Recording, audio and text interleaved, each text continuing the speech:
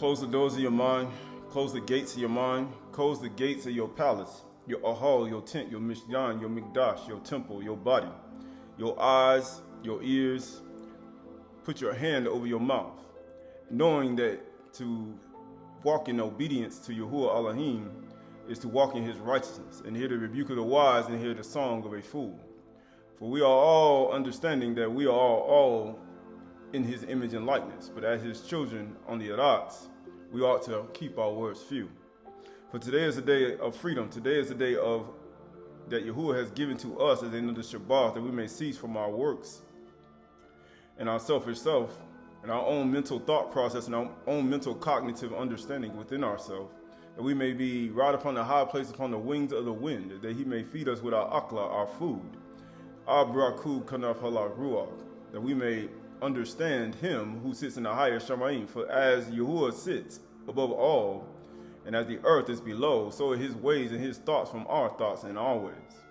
So today we acknowledge the one who made all the heart of the earth, all of the heart of the river, all the rivers and streams of the earth, the one who gives understanding to all of the oath, the Bahima, the Bahama, the Ramiz and the Dagah, the one who gives life and understanding to all the Tahanim, and both male and females, the Karnakabah, and allows our hairs to grow and allows us even to elevate our heart and our mind, and also abase our heart and our mind, and to keep our thoughts and our mind in alignment with his understanding, with his mindset, with his thoughts, his makashba, his yetzer.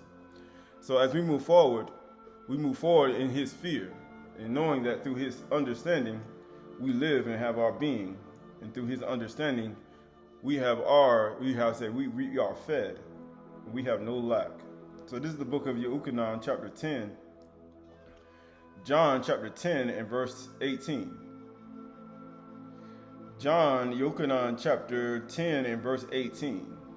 Go to verse 15.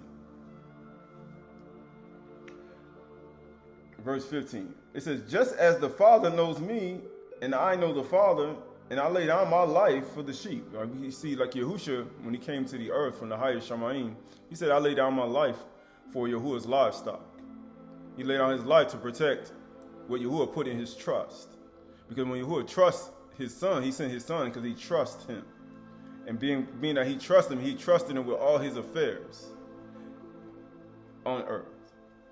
So we look at this, right? Verse 16. And I have other sheep that are not of this fold. I must bring them also, and they will listen to my voice, so that there will be one flock and one shepherd. Why? Because he has to purchase them. The same way you got to purchase other animals and other things, they say increase your wealth, increase your livestock, he has to purchase them. That's the only way he's going to be able to bring them into his flock, and they're going to listen to his voice, and they're going to be one shepherd. He has to purchase them.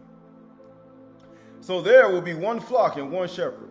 And it says, for this reason, Father loves me, because I lay down my life that I may take it up again. He said, I lay it down that I may take it up again. Why would he say that? Right, going to verse 29. Verse 29. My Father who has given them to me is greater than all, and no one is able to snatch them out of my Father's hand. I and my Father are one. What hand do you think that is? His yard. He said, can't nobody snatch him out of my hand. That's what we do in Kufar. We lifting up our right hand. That's his hand. He said, no one can snatch him out of my hand, for I and my Father are one. So are you and your Father one? Because he said, you lift up your hand to Shamayim and say, Yahusha said, I live forever. Right? It's the book of Deuteronomy, chapter 10, Deuteronomy chapter 30.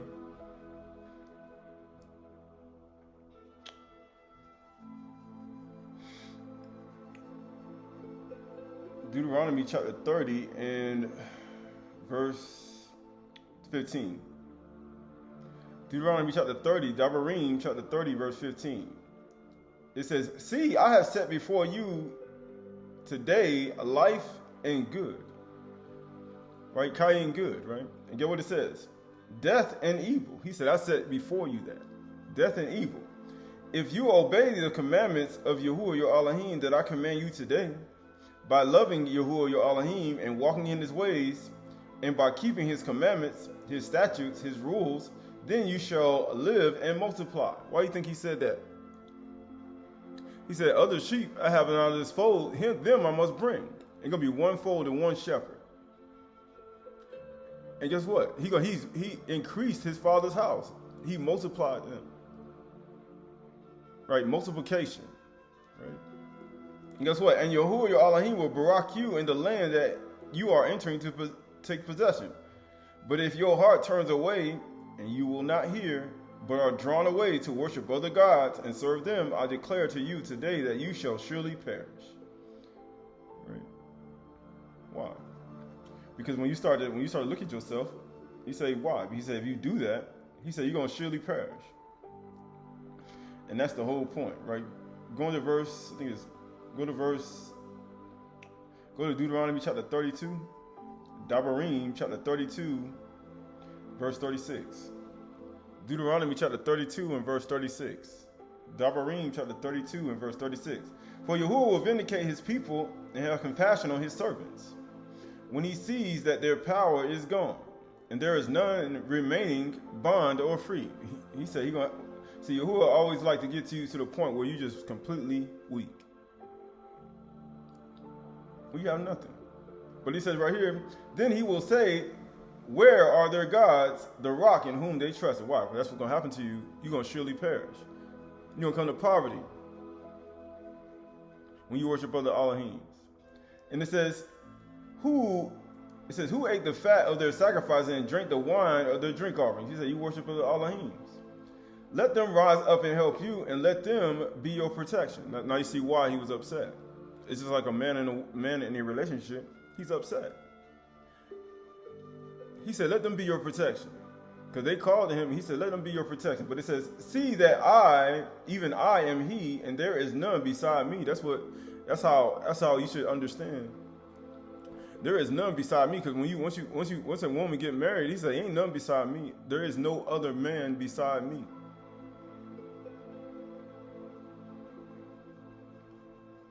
I kill and I make alive. That's what Yahuwah does. He said, I can kill and I can make alive. I wound and I heal. He said, there ain't none other beside me.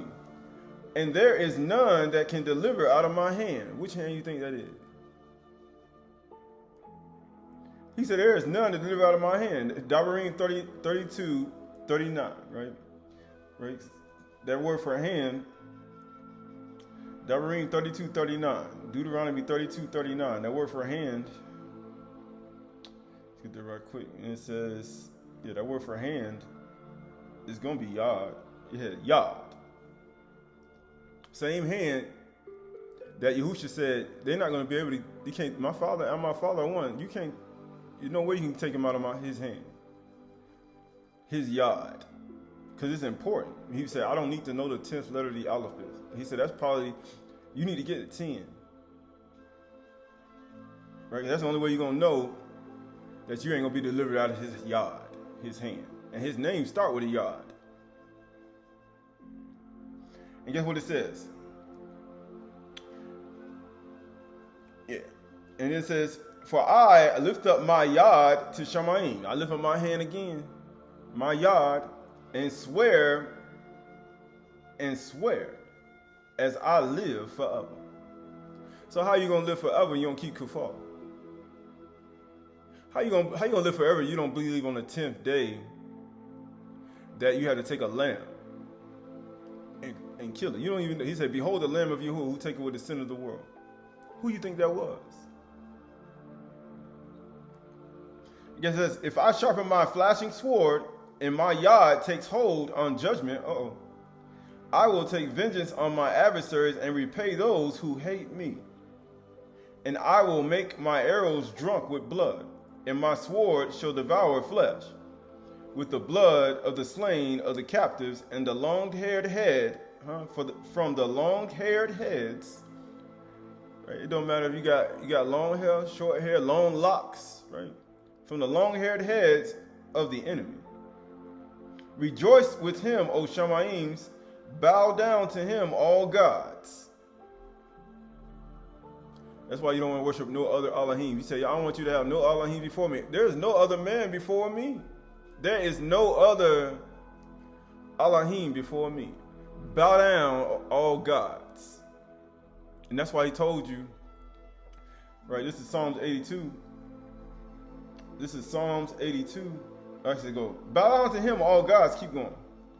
For he avenges the blood of his children, his sheep, his people,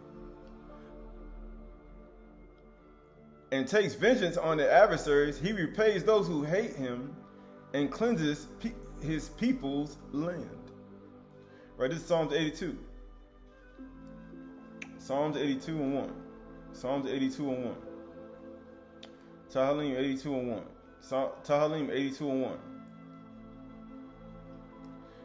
It says, Elohim has taken his place in divine council. In the midst of the gods, he holds judgment. He said, bow down, all gods.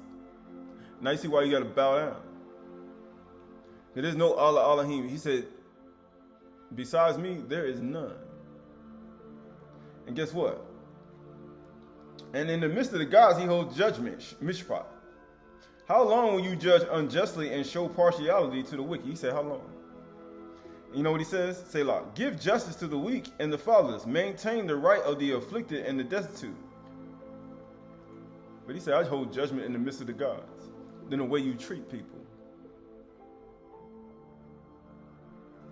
The way you defend people. The way you step in and fix situations and circumstances. I'm judging you. Rescue the weak and the needy, deliver them from the hand of the wicked. Right, that word for Psalms 82 and 4, Psalms Tehillim, Psalms 82 and 4, that word for hand. Because he said, which hand you think that is? Psalms 82 and 4, that word for hand. Psalms 82 and 4, that word for hand is Yah. So who Yah do you think he's talking about? Talking about human beings. These wicked human beings who swear with their right hand, but then you see what they do? They oppress the weak, the fatherless. They oppress the needy. They do all these things, and they do it with their right hand. It's just like the same way when you lift up your right hand, or you wave your hands to Yahuwah, and then you do wicked things, and you do the very same things he judges you for. He said, why are you lifting up your yod and showing partiality to the wicked? Why are you lifting up your yod? And you what? Not giving justice to the weak and the fatherless. Why are you lifting up your yod and not rescuing the weak and the needy? Why are you doing that? And he says, verse 5, they have neither knowledge nor understanding. That's the reason why. But he said, they walk about in darkness, and all the foundations of the earth are shaken. Now Yahuwah is shaking the earth. But this is the whole point. Going back to Yuchanan chapter 10, John chapter 10,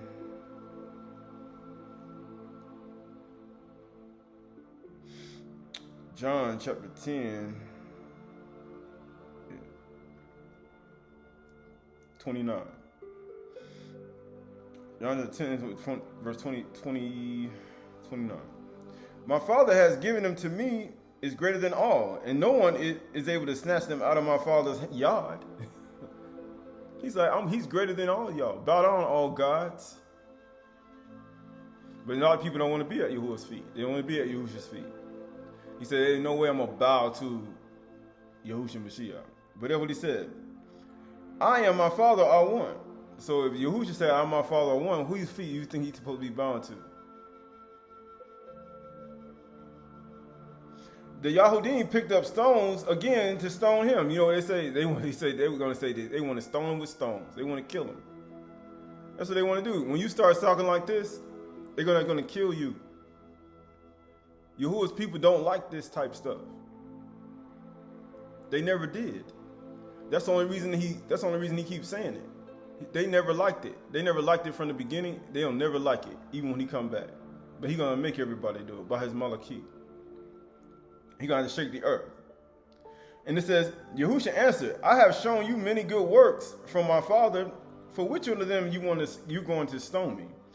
Yahudim answered him, it is not for a good work that we are going to stone you, but for blasphemy, because you, being a man, you being Adam, what are you trying to do? Make yourself Elohim. You trying to tell us to bow to you. But you know what Yahushua said? He said, you don't really know yourself, huh? Yahushua answered them, is it not written in your law? I said you are Elohim, so what are you talking about? Bow down, all gods. I already wrote it to you. Bow down, all Elohim, all gods. That's what he's telling you. Didn't I say you were gods? So bow down, all gods, because I hold judgment in the midst of the gods. And guess what? To whom, he says, if he called them gods, Elohim, to whom the word, the bar of Elohim came, and the scripture cannot be broken, do not say of him whom the Father consecrated and sent into the world, you are blaspheming, because I said I am the son of Elohim.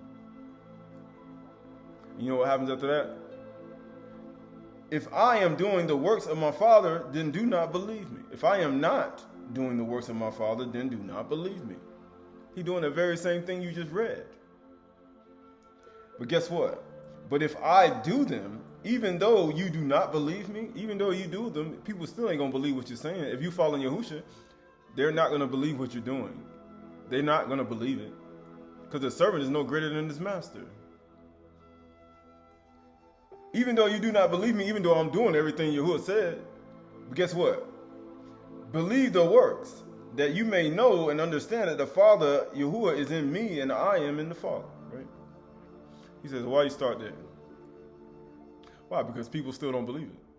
They don't believe they're a God, they don't believe they're Elohim, and they don't believe they got to bow down to the one who rules over all gods. Still, to this day. Right? And that's the whole point. That's the whole point, right? So this is the book of Proverbs, chapter 14 and verse 1. Mostly Proverbs, chapter 14 and verse 1. Actually, mostly Proverbs in verse 8. Mostly Proverbs, verse 8. The wisdom of the prudent is to discern his way. And guess what? They couldn't do that. But the folly of fools is deceiving. Very deceiving. You know why? Because they live up their eye. We just read it in the book of Psalms 82, and then they oppress the needy, the fathers. They don't even work. They don't even do proper. It's a mishpat within themselves. And guess what? Fools mock at the guilt offering, but the upright enjoy acceptance. Why? Why would he do that? He said that's a guilt offering. And you know what people say? He said when you confess, when you pray, when you sanah, anah, anua, when you kana, when you walk in humility, they'll say, oh, a broken and contrite heart. You know what they say? They mock at you. They start mocking your prayer. They start mocking who you are. And guess what it says? But fools mock at the guilt offering, but the upright enjoy acceptance. That's what Dawid said in Psalm 51. He said, a broken and contrite heart, you will not refuse. You will not. He said cast away. You will never. That's something you will always accept. But guess what? The heart knows its own bitterness. Your mind do know your own bitterness. And no stranger shares its joy. The house of the wicked will be destroyed.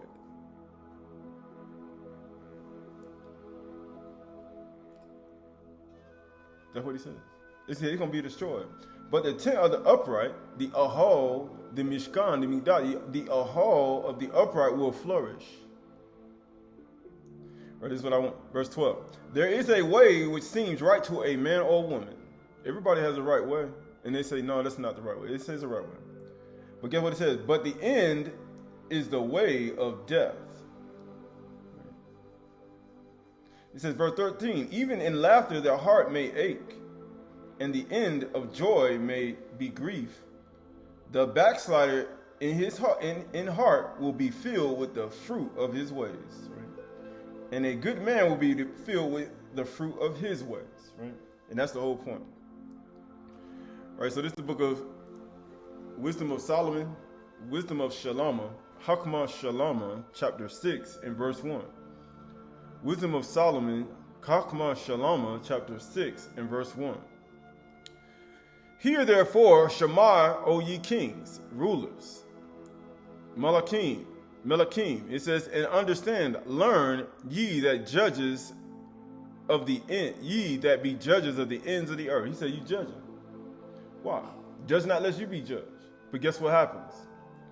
Give ear, Shema, ye that rule the people, and kabod in the multitude of the nations. For power is given you of Yahuwah and sovereignty from the highest. Who shall try your works and search out your counsels? Right? So everybody has counsels, and everybody has judgment, and everybody has suggestions of what people should do. But guess what he says? He said, Yahuwah said, I'm going to search out all your counsels, though.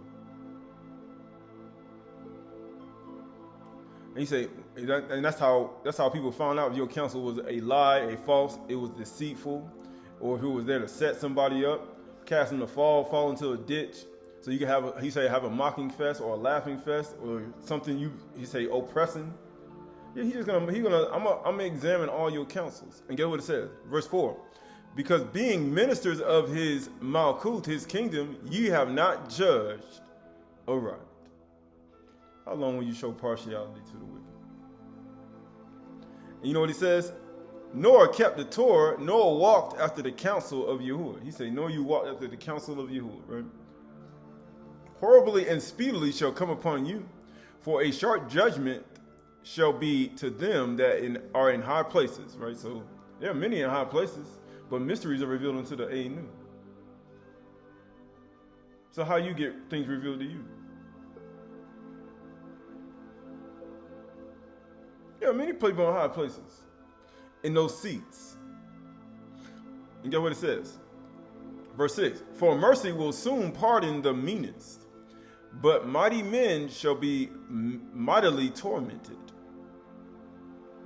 And guess what? For he which is master over all shall fear no man's persons. Bow down, all gods. Bow down, all gods. He will fear no man's person, neither shall he stand in awe of any man's greatness. Bow down, all gods. There are many men of renown, but Yahushua came and told you. He said that which is highly esteemed among men is an abomination in the sight of Yahuwah. He said, bow down, all gods, for he hath made the small great and cared for all alike. We just read that in Psalm 82. He cared for the small, and he cared for the small, everybody alike, small and great. So being that one has shown partiality to wicked, Yahuwah has a problem with you, both male and female. But a sore trial shall come upon the mighty. Unto you, therefore, O kings, rulers, do I speak that you may learn? Do I speak that you may learn Hakmah and not fall away? Why? Because you've fallen away. They say these have fallen away. Fallen away from what? Let me show you what they've fallen away from. Right? This is why they've fallen away. Right? So this is the book of. This is why you've fallen away. This is why you've fallen away. Right? So this is the book of.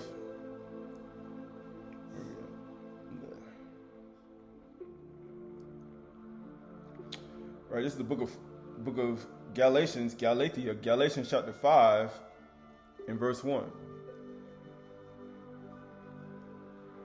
For freedom Mashiach has set us free. Stand firm, therefore, and do not submit again to the yoke of slavery. Look, I shall say to you that if you accept circumcision, Mashiach will be no advantage to you. What do you mean circumcision? I testify again to every man who accepts circumcision that he is obligated to keep the whole Torah. guess what? You are severed from Mashiach. You who would be justified by the Torah, by the law, you have fallen away from grace. What do you mean? What do you mean by you're going to be circumcised? Because the circumcision that he's talking about, these judges of the world that were circumcised in that time, during this time, they were showing partiality to the wicked. Matter of fact, they not only were showing partiality to the wicked, they were oppressing the needy, the fatherless. They were oppressing everybody. And he said, you want to join with them? The very same people that Mashiach contended against the whole time he was here. He said, you want to be with them? He contended with them the whole time he was here. And their judgments on people. Right, this is the book of Matthew chapter 23. In Matthew chapter 23 and verse 1. Matthew chapter 23 and verse 1.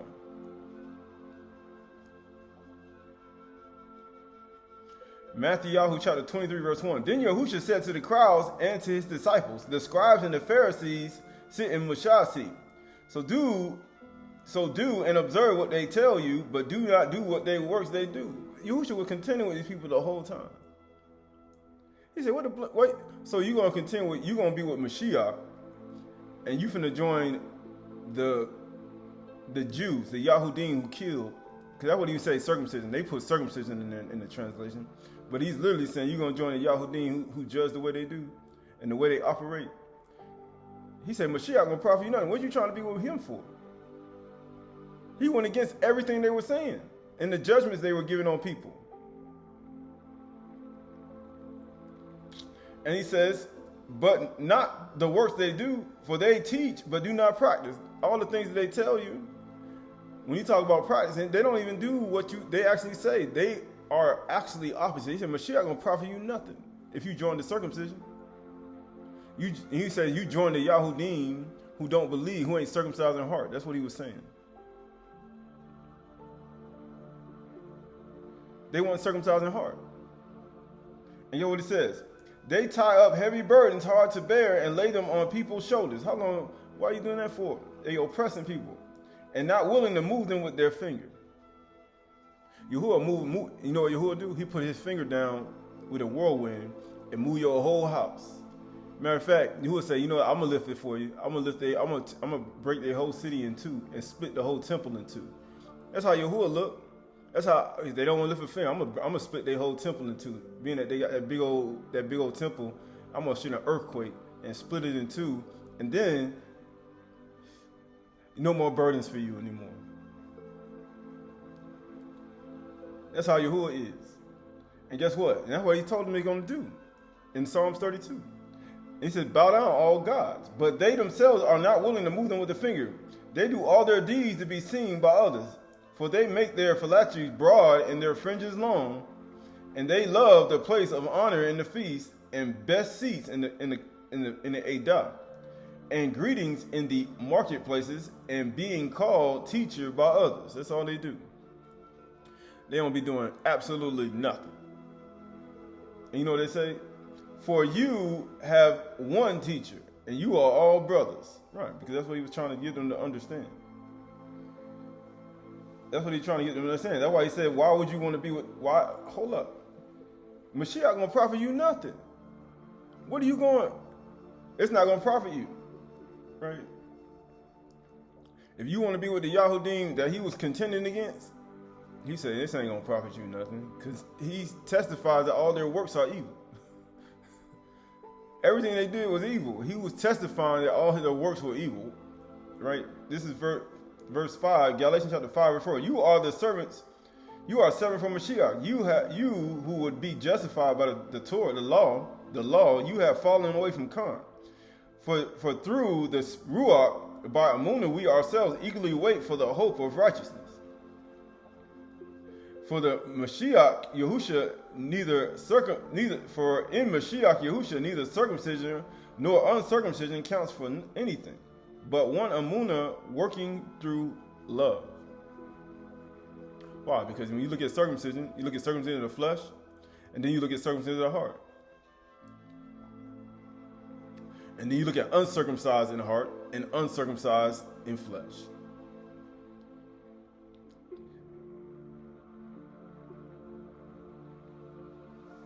Two different natures, two different beliefs, two different walks, two different lives. Just like you live in this world, you got two different lives, right? You got a life you live in the flesh, and you got a life you live in the ruach. And if everything in your life perishes today, right? And guess what happens? You have another life in the next life. And you circumcised in your other man, in your heart and your mind. That's in your other nature of who you are. Because you can lose all this stuff today. You get immersed tomorrow. You get immersed tomorrow and die the next day and never get circumcised. You be like, I ain't got no salvation. That's what people be thinking, right? Something could happen, right? You can get immersed and then something happen, and then next thing you know, you get sent to the spirit world and you ain't get circumcised. You are falling from grace, right? That's what they'll tell you. You ain't going to get salvation, right? That's a whole lie, right? You can get salvation. It's just the fact that you don't understand. He said, as long as you live in the world, you must walk as Yahushua Mashiach.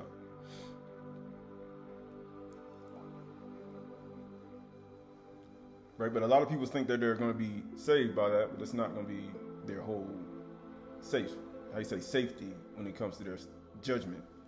But at the same time, it is a covenant that he swore to Abraham. And to be circumcised in the flesh is a part of it. It's a part of the people of the flesh. Because everybody's saying that they're Yasharal Yahudim of the flesh. They're the 12 tribes, but they're not circumcised in the flesh. They're liars, right? Because there's no point. Don't say you Yasharal and Yehuda in the flesh and you ain't circumcised in the flesh. Now if you saying you Yasharal and Yehuda and you circumcised in the heart, then you can say that, okay, you circumcised in the heart, but you ain't circumcised in the flesh. Don't be saying you Yasharal in the flesh though. Because there's no point. But that's it.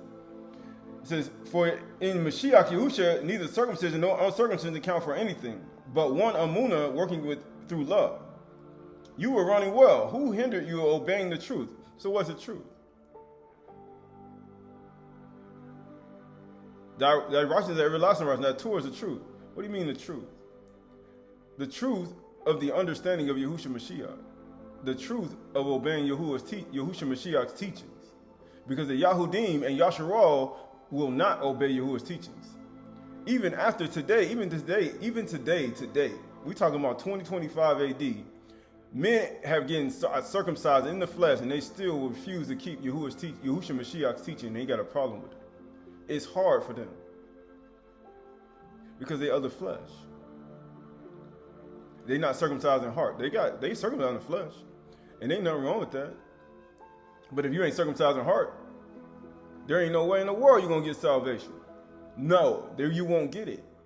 You will never get it because Qahalath was circumcised in the flesh. Yahushua was circumcised in the flesh.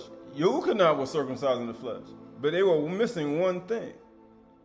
They were missing the understanding of Yahushua Mashiach.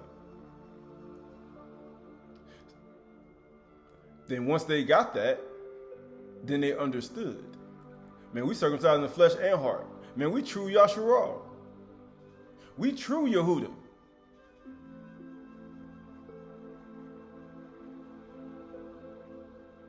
We are the true Yehuda. We are the true Yasharal. All the Shalakim were circumcised in the flesh, but they weren't circumcised in heart until Kag Shabuah. When they got the Ruach, then they say, we true Yasharal. We are true Yehuda. But then the other people that didn't believe with the Yahudim who were not circumcised in flesh, well, who were not circumcised in heart, guess what? They were alienated from the actual salvation that was given to them because they didn't believe in the Son. I'm talking about full Amunah. I ain't talking about half Amunah. But anyway, verse 7, you were running well. Who hindered you from obeying the truth? This persuasion has not come from him who calls you. A little leaven leavens the whole lump. Because the truth is not to sin. not to sin.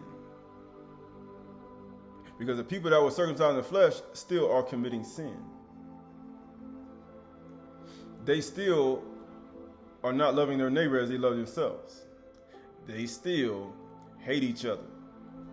They still have the works of the flesh. Right? And when you start hating each other, then you start to understand why. If you read down to verse 20, verse 16. But I say, walk by the Ruach, the Spirit, and you will not gratify the desires of the flesh. Right, when you circumcised in the flesh, the people that were circumcised in the flesh before, during this time, were doing this. For the desires of the flesh are against the Ruach. That's why they were fighting with Yahushua Mashiach and those who believed in him. You know what they still do? And the desires of the flesh, the Ruach, are against the flesh, for they are opposed to each other. And it's still the same way. It says to keep you from doing the things you want to do. But if you are led by the Ruach, you are not under the law. Now the works of the flesh are evident. Okay, you're circumcised in the flesh, like everybody else in Yasharal and Yehuda during this time. But guess what you do? The works of the flesh are sexual immorality. You still committing adultery and fornication. So your circumcision in the flesh don't mean anything. Impurity. Your circumcision in the flesh don't mean nothing when you're impure. Your sensuality, your circumcision in the flesh, and you got these behaviors is worthless. Idolatry. You still worship other idols. And we just read where Yahuwah said, put away all your idols. But then guess what? You still got them. And you circumcised in the flesh. So therefore, your circumcision is worthless.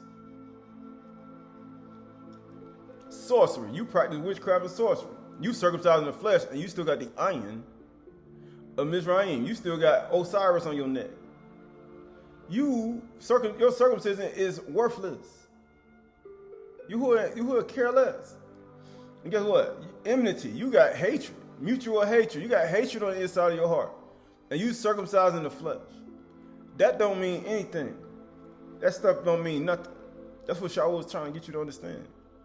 You circumcised in the flesh and you got hatred. You got enmity. You got strife. You circumcised in the flesh and you full of strife. That means nothing. You're circumcised in the flesh. I'm circumcised in the flesh. But yet you got strife. All worthless.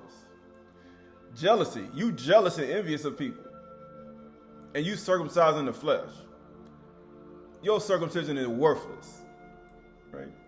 You fits of anger. He said you circumcised in the flesh and you got fits of anger. Your circumcision is nothing. It's just worthless. It's just a piece of skin you just took off your skin. It's like you cutting a piece of your arm. And it's hanging off your arm. So it ain't nothing. You know what it says? Rivalries. Rivalries, still fighting each other.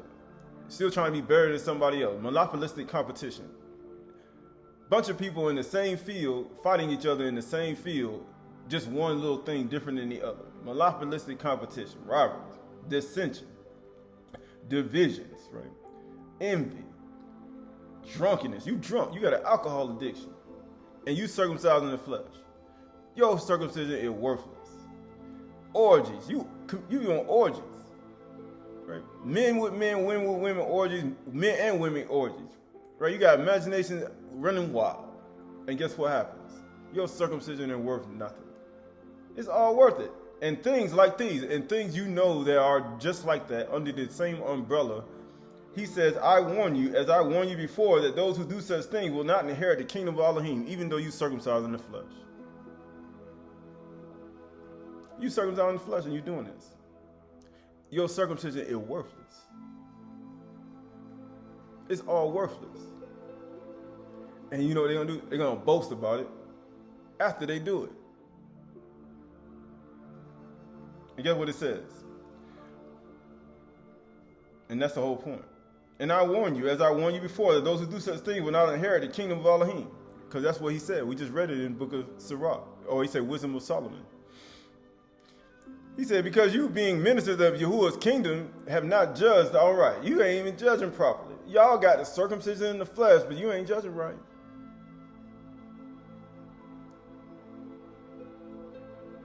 You ain't judging right.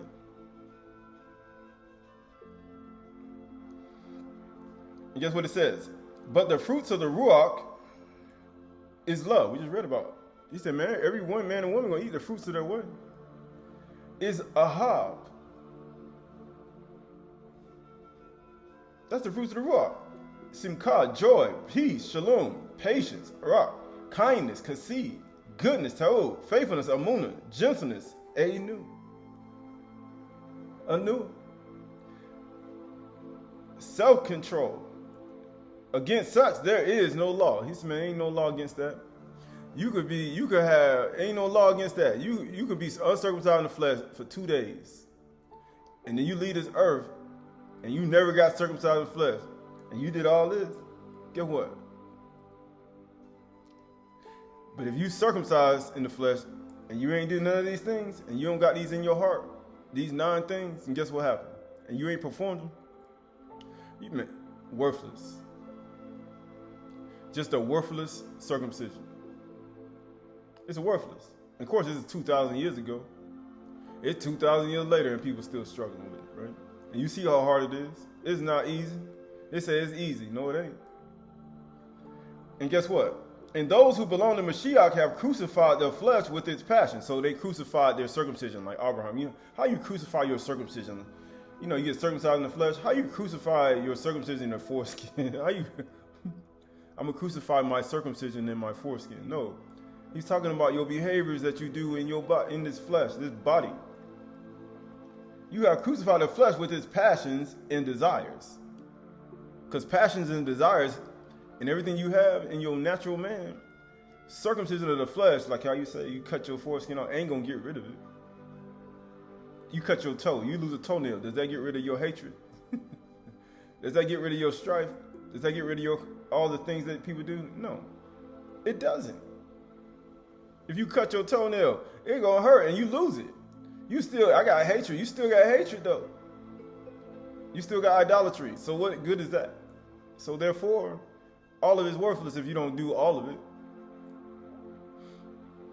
It says, if we live by the Ruach, let us keep in step with the Ruach. I'm going to keep in step with it. Why? Let us not become conceited. You know why I say don't become conceited?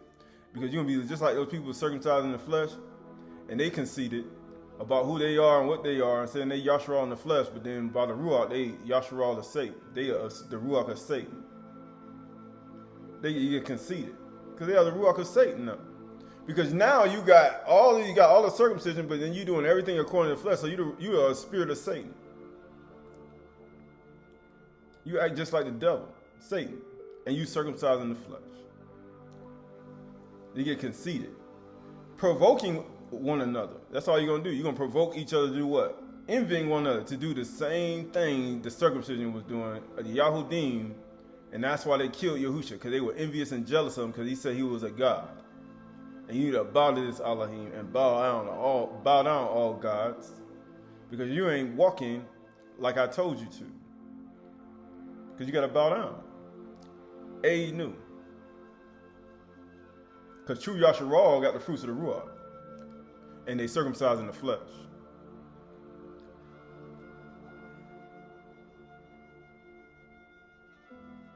That's true Yasharal. When you have all the fruits of the Ruach and you circumcise in the flesh, that's true Yasharal in the flesh.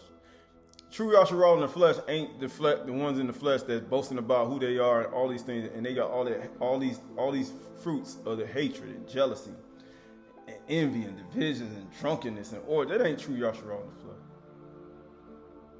That's not them. True Yasharal in the flesh is circumcised in the flesh, and they have all these behaviors and fruits of the Ruach inside of their heart and their mind. And they perform them. Always.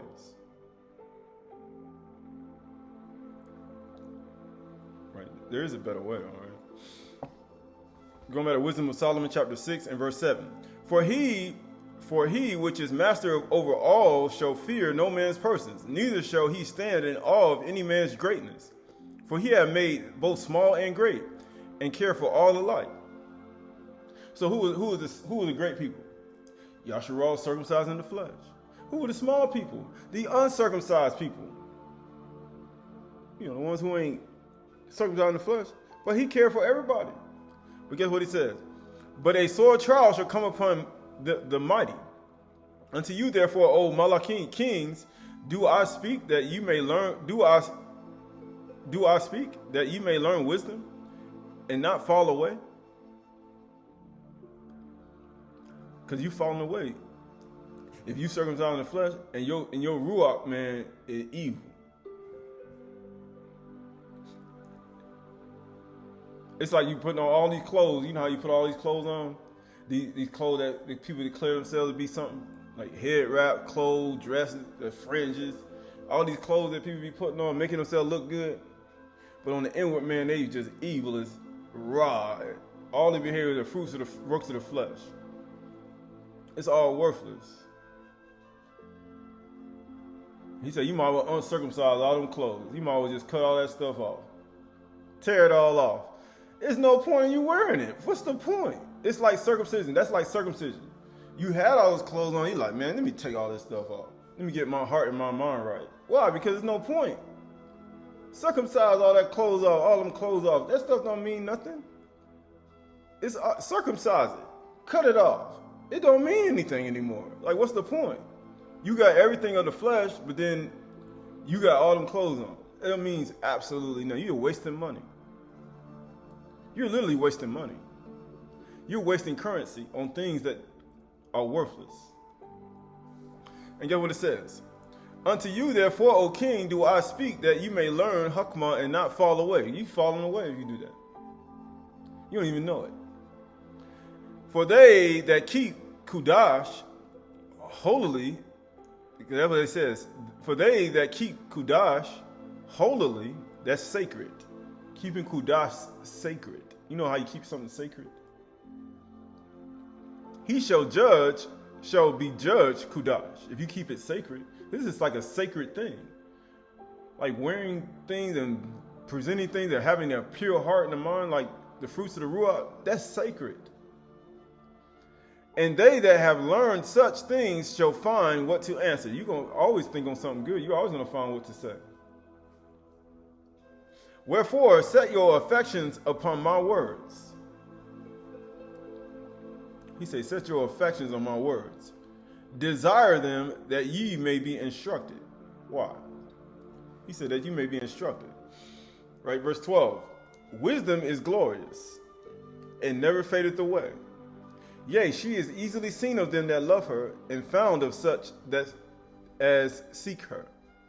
That's the only reason Shaul was able to explain to them why Mashiach will profit you nothing. If you join the circumcision, the Yahudim, who are not circumcised in heart. Mashiach profit you nothing. Mashiach died so you can perform those fruits of the Ruach. He did not die for you to continue to do the works of the flesh. I promise you that. Verse 13, she prevented them that desire her in making herself first known unto them, because it's sacred. Whoso seeketh her early shall have no great travail, for he shall find her sitting at his doors, just like ready to serve your heart and your mind. To think thereupon her is perfection of Hakmah, and whoso watches for her shall quickly be without care. You be quickly without care. You know what happens after that? For she goeth about seeking such that are worthy of her. Showeth herself favorably unto them in the ways, and meeteth them in every thought. In every thought, right? This is Jeremiah 6:16. Jeremiah 6:16. Jeremiah 6:16.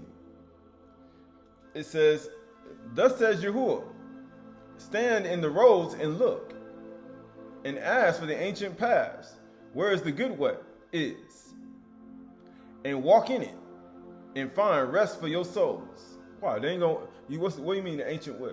It's to walk in Hakmah. It's to walk in wisdom.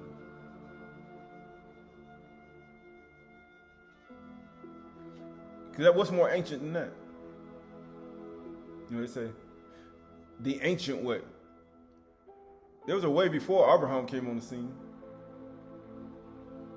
There was a way before Adam came on the scene too. And get what it said, you will find rest for your souls. But they said, we will not walk in it. We are not walking in no hukmah, no wisdom. He said, why? He said, we're not walking in this. This is Proverbs chapter 8 and verse 8. Proverbs chapter 8 and verse 8. Proverbs 8 and 8. All the words of my mouth are righteous, Sadiq, and there is nothing twisted or crooked in them. They are straight to him who understands, and right to those who find knowledge. Take my instructions instead of silver, and knowledge rather than gold. That's what we just read. He say, man, incline your ear to my words and accept instructions. He said, rather than silver and gold, because what people going to do with silver and gold? Go buy some more clothes, put it on their body, then act like they something, and they not. And then you know what's going to happen after that? Yahuwah say, you know what I'm going to do? I'm going to make you tear your clothes. Ain't that something? Yahuwah make you spend all that money and all these things to buy things for yourself. And then Yahuwah say, being that you tore your clothes and you showed penitence and you were remorseful and you tore all them clothes off you had, he said, you're going to go to your grave in shalom. Notice them clothes ain't got nothing to do with you going to your grave in shalom. All them things you put on ain't got, he was circumcised in the flesh. So he's circumcised in the flesh, and he still wasn't going to go to his grave in shalom until he tore his clothes off. And he tore all that stuff off. He had to circumcise all them clothes off he had on and literally show repentance. And then he went in his grave in shalom. So that's how you know you ain't getting no salvation. You're not going to your grave in shalom when you ain't walking in the fruits of the Ruach. That's why he said, it's going to profit you nothing, man. If you go and join what they do and you start doing, then it's not going to profit you anything to get salvation. But it says, they are all straight to him who understands and right to those who find knowledge. Take my instructions instead of silver and knowledge rather than gold. For wisdom is better than jewels. Matter of fact, hukmah is better than what you would call anything materialistic or fleshly in this world. Because it's the ancient way. Because before jewels and gold and silver was ever created, before your clothes even were created, Adam was naked. Before all that stuff you had was made, wisdom, hukmah, was there. How do you think Adam was able to name all the animals butt naked? He was naked. Adam was naked, and he named all the animals and the creatures of the earth. He even named Ish and Isha. He said, man, shall a man, he even Nabba without clothes on. He Nabba without any clothes on. And guess what? He had immortality. He had no clothes on. And he Nabba. And he named all the animals. And he was in alignment with Yahuwah. All that was in part of his life. But then you know what happens? When you start getting things, when you start getting stuff, then you lose all your stuff. And you say, why? He said, why Adam was able to do all that? Because Adam wasn't thinking like how we think. Adam didn't have those desires like we do. The only thing, what is the fruits of the Ruach got to do with clothes? What does the fruit of the Ruach got anything to do with any of those things that you desire? It had nothing to do with that. Notice how all that stuff is unseen. All that stuff is unseen stuff. Everything you see in Galatians chapter 5, in fruits of the Ruach, is all unseen things.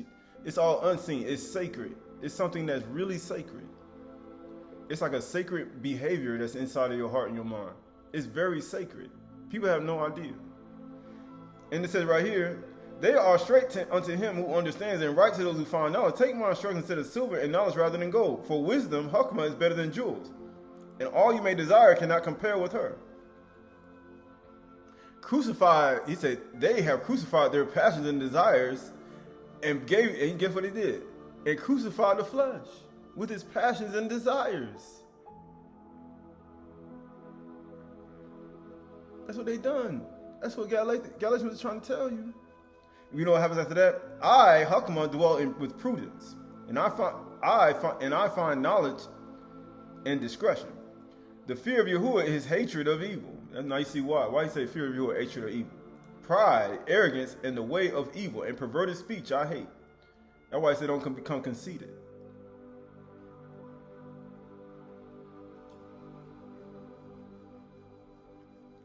And he said, how you know wisdom is the ancient way?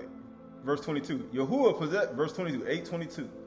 Yahuwah possessed me at the beginning of his work, the first acts of old. What's more ancient than that? Man, there's nothing more ancient than that. Standing in the way and see. You stopped at Abraham. They stopped at Lamech. They say that's the most ancient way. That ain't the most ancient way. Yahuwah possessed me at the beginning of his work, the first acts of old. That's the first day of creation. So how in the world does that have to do with your clothes and what you got on, your shoe, your hair wraps, your sandals, right? You can't go. Amazingly, when Mashah took his shoes off, he's like, yeah, now take them shoes off, right? For the ground you stand on is Kudash ground. He said, it ain't got nothing to do with these shoes. What you got on. That stuff don't got nothing to do with what Yahuwah get ready to tell you. I got my sandals on man, Yahuwah ain't got nothing to do with them sandals. Take them sandals off. Right? All this stuff is like futile. I know it sounds funny, but this is the truth.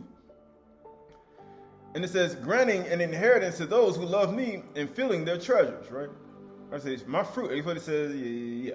Yahuwah, verse 22. Yahuwah possessed me at the beginning of his work, the first acts of old. Ages ago I was set up. At the first, before the beginning of the Adats. Before. When there was no depths, I was brought forth. When there was no silver, gold, clothes, hereat linen, right? There was no belts and Euphas and pomegranates, and no turbans. None of that stuff was here. None of these things was here. Before the very acts of old, before, it says, when there were no depths, I was brought forth. When there were no springs abounding with water, before the mountains had been shaped, before the hills, I was brought forth. Before he made the Arats with its fields. You can't even get linen without animals and creatures of the earth, without plants. Or the first dust of the world. When he established the Shamaim, I was there. When he drew a circle, a kug on the face of the deep. When he made firm the skies above. When he established the foundation of the deep. When he assigned to the sea its limit, so that the waters might not transgress his command. When he marked out the foundation of the earth, then I was beside him like a master workman, and I was daily his delight. It meet him in every thought. That's what Hakmah is. It's the ancient way. Wisdom is the ancient way. It's an ancient thought process and understanding within in the 12 cranial nerves and the 12 melanin centers. It is the building block of all things inside of you. It is the building mechanism that allows your body to function. Hakmah heals your body and your mind. Hakmah can't heal your clothes. It can't heal the things that you have naturally. Wisdom heals you, your soul, your natural man, your inward man. That's why Yahusha spoke with wisdom, Hakmah, because he was trying to get people to understand his voice, right? And it says, rejoicing in the inhabited world and delighting in the children of Adam, right? That's what wisdom wants to do. Going back to Wisdom of Solomon, chapter 6, verse 21. Verse 21. And going to verse 17. Actually going to verse 17. For the very true beginning of her is the desire of discipline, and the care of discipline is love. That's the first fruit of the Ruach, because that's the ancient way. Ahaba. And Ahaba is the keeping of her laws.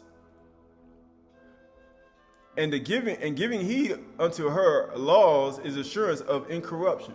Why do you think prayer of Yaqub? He told him, he said, this mortal malak must put on immortality. How are you going to do that? And it says, and incorruption maketh us near unto Yahuwah. We talked about Yahuwah talking about when he get near, he get closer and closer. Adam, what did you do? Cool, what have you done? Adam, what have you done? Nakash, being that you done this, right? He get near, and guess what it says? Because Yahuwah going to judge you with his Hakmah, with his wisdom. Therefore, the desire of wisdom bringeth to a kingdom. Oh, there we go. Now you see why. He said in the beginning of this, he said, you have not judged properly. You ministers, you people who've been teaching this bar, you have not been judging properly for the Malkut, the kingdom. Because for some reason, you still think that you got eternal life. And you know what he says? If your delight by then, he said, if your delight be then in thrones and scepters, O kings of my people, honor wisdom that you may reign forevermore, that you may have eternal life.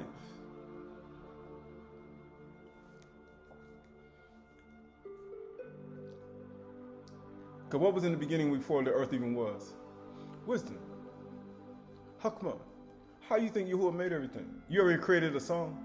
You said you can create a song. You have the starting point, and you have the actual biography of what you're going to write. Then you should have a starting point, and then there ain't nothing like the end. You got at the end of the song, it got to be to the point where you're going to go and hit it on repeat. And that's how Yahuwah had his books. He said, I'm going to put this thing so beautiful in the beginning, but at the end has to be great. It has to be so great the way you hit it on repeat and you want to do it again. That's how Yahuwah write his music. Well, his songs that he made. And his song is the bar. He said, I put it on repeat. You ever created a house? He said, you ever built a couch? He said, why? He said, certain couches, if you build a couch, if it's not over 40 inches in depth, you know what happens after that? That couch, that couch, you're going to be sitting on the edge of the couch in the back, going to be here. That's not going to really be a comfortable couch if it's like only 20 inches. But if you put 40 inches, it's like, man, I can stretch out a little bit, have my legs dangling a little bit, and it feels great. It makes you want to continually to sit in it. Right? Don't ever buy a couch that's not 20 inches over 30 inches deep. Right? Because then you're going to be sitting on the edge of the couch. You can be like, man, what am I? Right? A midget? Right? But that's the whole point. Verse 22. As for Hakmah, what she is and how she came up, I will tell you. I will not hide mysteries from you, but will seek her out from the beginning of her nativity and bring the knowledge of her into light, and will not pass over the truth. Neither will I go with consuming envy. Now you see why. What's that? The fruit, works of the flesh. We already talked about envy. Envy shorten your life, man. Envy like the worst thing. Jealousy and envy, man, it'll shorten your lifespan. It will. Man, envy work together with hatred. These are all works of the flesh. This is why Yahuwah, he said, I'm circumcised in the flesh. But you got consuming envy. Why do you think they killed Yahushua? And Pilate, he already knew. For envy, they delivered him over to me. That's why they gave Yahushua over, because he was full of Hakmah and wisdom. And the other people were consumed with envy. For such a man shall have no fellowship with Hakmah. Why do you think they ain't want nothing to do with Yahushua? What you gonna stone me for? For this, you being a man making yourself Elohim. He said, didn't I say in your Torah, I said you Elohim? Why you want to kill me? And you know what he said? Why? We don't want no fellowship.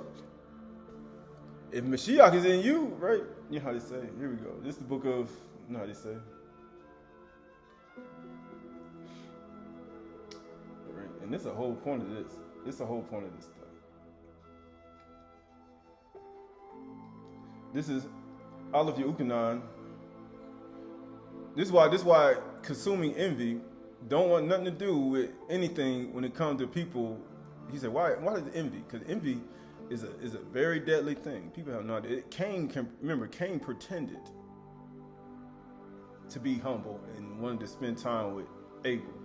And he killed his brother, right? Envy can be, man, people have no idea. It can shapeshift. Envy can shapeshift. Verse Aleph Yehukanan 1 and 5. This is the message that we have heard from the beginning and proclaim to you that Yahuwah is light, and in him is no darkness at all. If we say we have fellowship with him while we walk in darkness, he said you walk with consuming envy and jealousy. Matter of fact, you walk with all the works of the flesh, and then you say you have wisdom. And you know what it says? For if we say we have fellowship with him and walk in darkness, we lie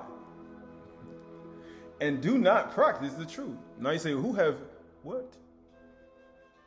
Who have Why? Who have hindered you from obeying the truth? Because wisdom is what you need to be walking in. You need to be walking in the fruits of the Ruach. That's wisdom. But if we walk in the light, as he is in the light, if we walk in wisdom, Hakmah, as he is in wisdom, because that's what wisdom is. Hakmah is light. Because wisdom make your face to shine. We have fellowship one with another. Why? Because you ain't got people ain't got consuming envy, jealousy, hatred, strife, pride, arrogance, sexual morality, right? All these things that you read in the works of the flesh, they don't have it. That's why people have fellowship one with another. And that the blood of Yahushua, his son, cleanses us from all sin. How much wisdom you got? Do you have it? Because if anyone asks, you can ask Yahushua for wisdom. He gives it to all. That's both male and female. So they even say, he only gives it to a man. It said her right here, didn't it? He gives it to all. Now you see why he's talking about these are the gifts of the body. And then you say, oh yeah, some got wisdom, right? That's one of the gifts. And you be like, a woman can't have that. That's only for a man. He gave gifts unto men, right? He gave gifts to Adam. I told you this. That's why I say the translator messed your head up. He gave the gifts to Adam. And you know what he says? If we say we have no fellowship, he says we have fellowship with one another. And the blood of Yahushua, his son, cleanses us from all sin. If we say we have no sin, we deceive ourselves. He said, you're a liar. He said, you're deceiving yourself, which means Satan on the inside of you. Because you know Satan wants you to do, man, you ain't got no sin. Satan wants you to believe you ain't got no sin, you ain't did nothing wrong. That's what he wants you to believe. You know he wants you to believe that. You don't want to do that. That's why he knew it. That's why he hate that stuff. He hate humility. I'm telling you, it destroys him. Humility destroys him. Righteousness and humility destroys Satan. Satan can't take it. He wants you to believe you ain't got no sin. He wants you to believe you ain't do nothing wrong. And then you know what Satan tried to do? He tried to appear like he ain't never did nothing wrong. He'd be like, I'm the most perfect thing on earth. And then you know what happens after that? Satan be filling his heart with all types of words, and you be thinking this wisdom, Hakmah, and it's not. It's just him masquerading as a Malachi of light. That's all it is. If we confess our sins, how you gonna do that? You gonna do that in like boasting? No, that's Anu, Anah, Anua, Kana, Sana, Shafal, Shaka. That's what come with that. You're not gonna be confessing your sins, talking about you're gonna be like, what you gonna do like the man who came into the temple and he said, I'm a tax collector, man. I fast 3 times a week. I give tithes of everything. But I do everything I'm supposed to do. I'm the most perfect thing walking. Circumcision in the flesh too, right? But then when the other man said, man, I can't even lift my head up. So what that mean to him? That means he was a circumcised in the flesh man going to the temple, but he was circumcised in heart. He was broken and contrite in heart. He was circumcised in heart. When you get circumcised, what happens? You just had a part of you taken away. That stuff hurt. What you talking about? That stuff don't feel good. That man was in the temple circumcised in the flesh and heart at the same time.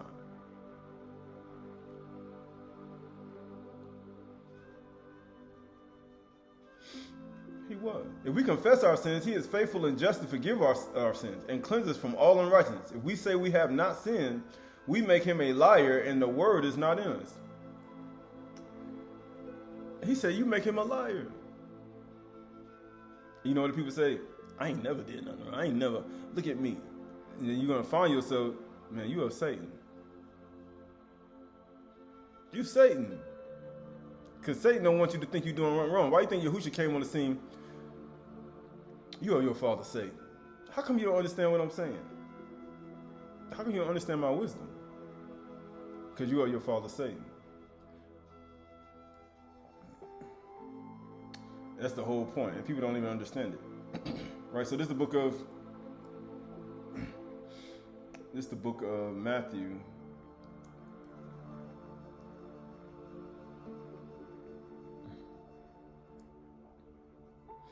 Let's go to the book of Luke, chapter 18. Luke, or y'all 18 and 9.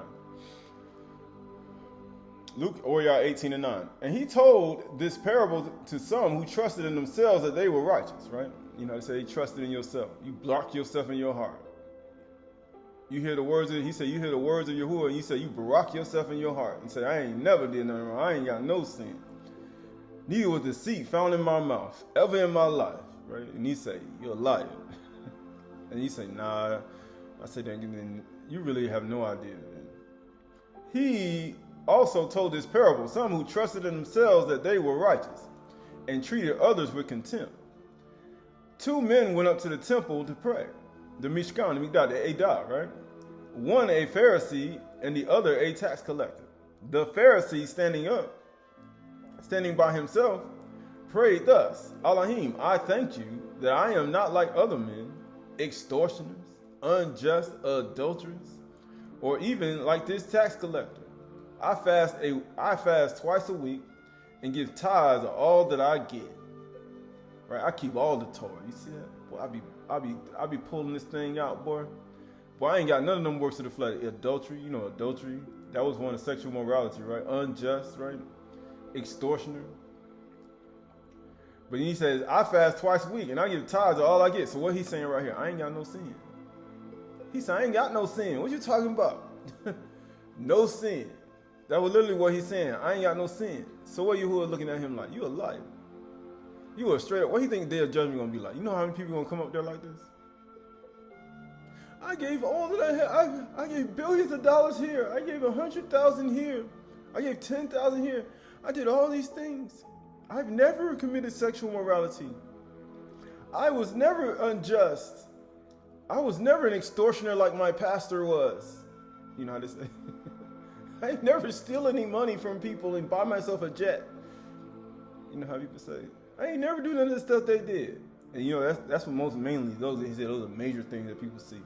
But there's other things that in the world, there's other things that Yahuwah don't like.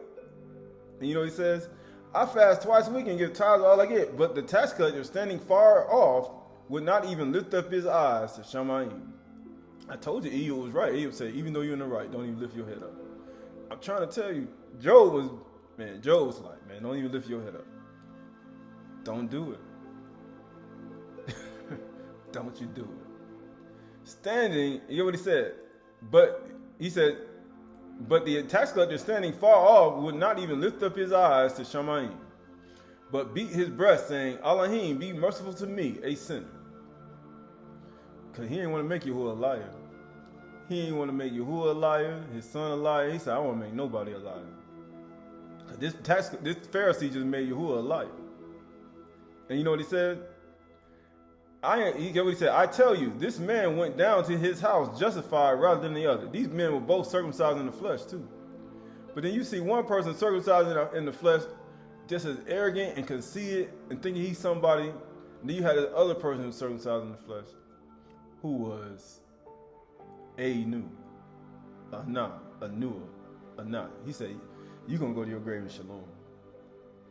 He said, I guarantee you, I give you eternal life. You're the person I'm going to bring in my kingdom. Because that's the type of person I want. When I come in the room and you see my majestic, superior, Kasei throne, my white throne, you're going to see my clothes, you're going to train, you're going to fill the temple. And when I walk in that thing, I want you to be like this man right here. Could not, he said, and fast twice a week. But he said, but this tax collector standing far off would not even lift up his eyes to Shany'ny and beat his breast, saying, Elohim, be merciful to me. He said, that's what I want. I'm a man of unclean lips.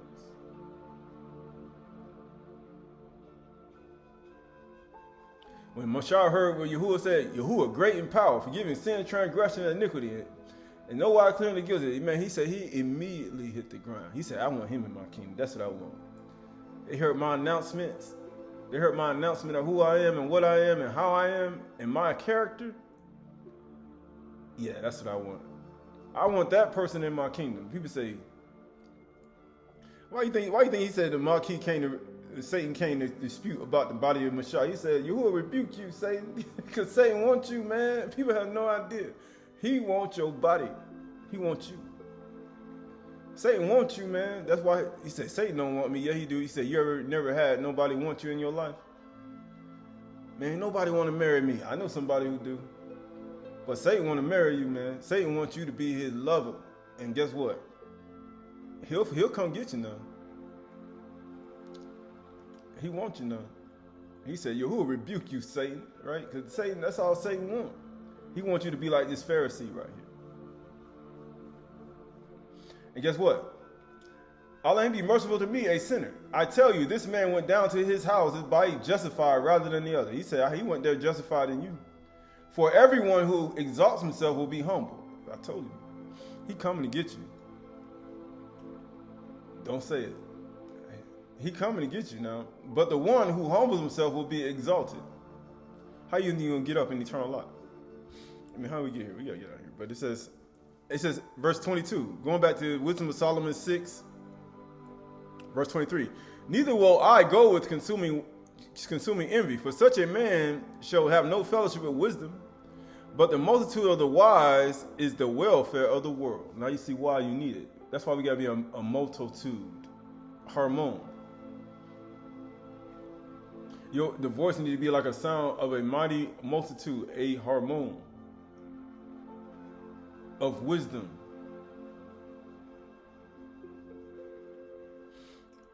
It says, and a wise king is the upholding of his people. And guess what? Receive therefore instructions through my words, and it shall do you good. He said it's going to do you good, right? Right. This is the book of Bereshit, Genesis.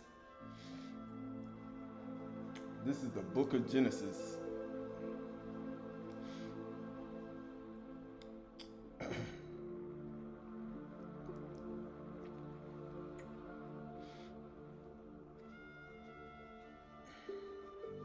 This is the book of Genesis, chapter 29 and verse 9.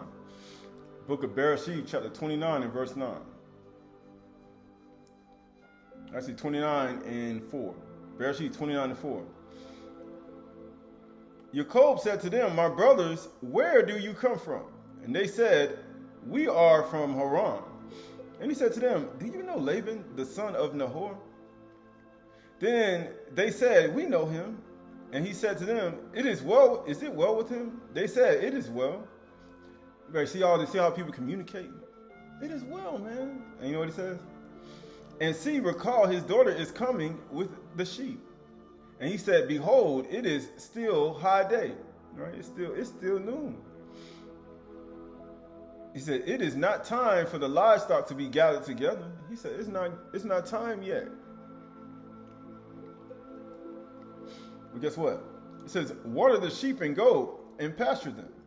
But they said, we cannot until all the flocks are gathered together and the stone is rolled from the mouth of the well, and then we will water the sheep. You see, Yaqub was a master shepherd. He like, man, y'all don't know what y'all doing around here. You know it's high noon and y'all bringing the sheep here? Man, y'all don't know anything about sheep herding. What in the world? What Laban teaching y'all? Y'all know nothing about this stuff. Now you see where Yaqub's value was.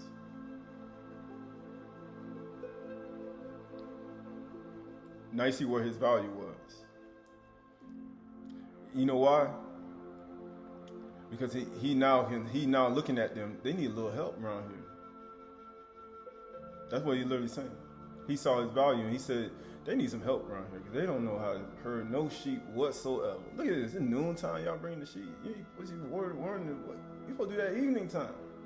So he saw that they needed some help. But this is before everything, right? Verse 9. While he was still speaking with them, Rachel came with her father's sheep, and she was a shepherdess. She was a what? She was a shepherd. You know, like a prophetess. You know, you got a prophetess, you got a shepherdess, right? You know, those things that people are afraid of. Right, so that word for shepherdess, Bereshit 29 and 9, that word for shepherdess in Bereshit 29, Genesis 29 and 9, that word for shepherdess is, right,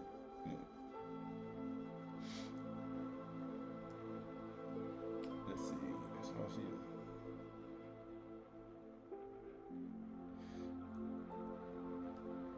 He said it's the word for shepherdess, but it says that she was a shepherdess. Her name was, it says she was a father.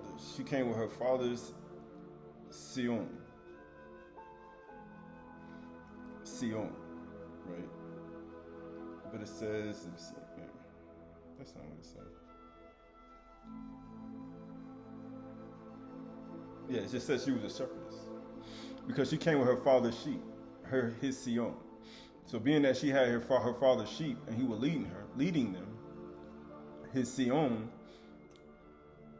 and getting ready to water them, she was called a shepherdess, right? Just like how you say a Ra'ah or a Nikud, right? Now, as soon as Yaqub saw Rachel, the daughter of Laban, his mother's brother,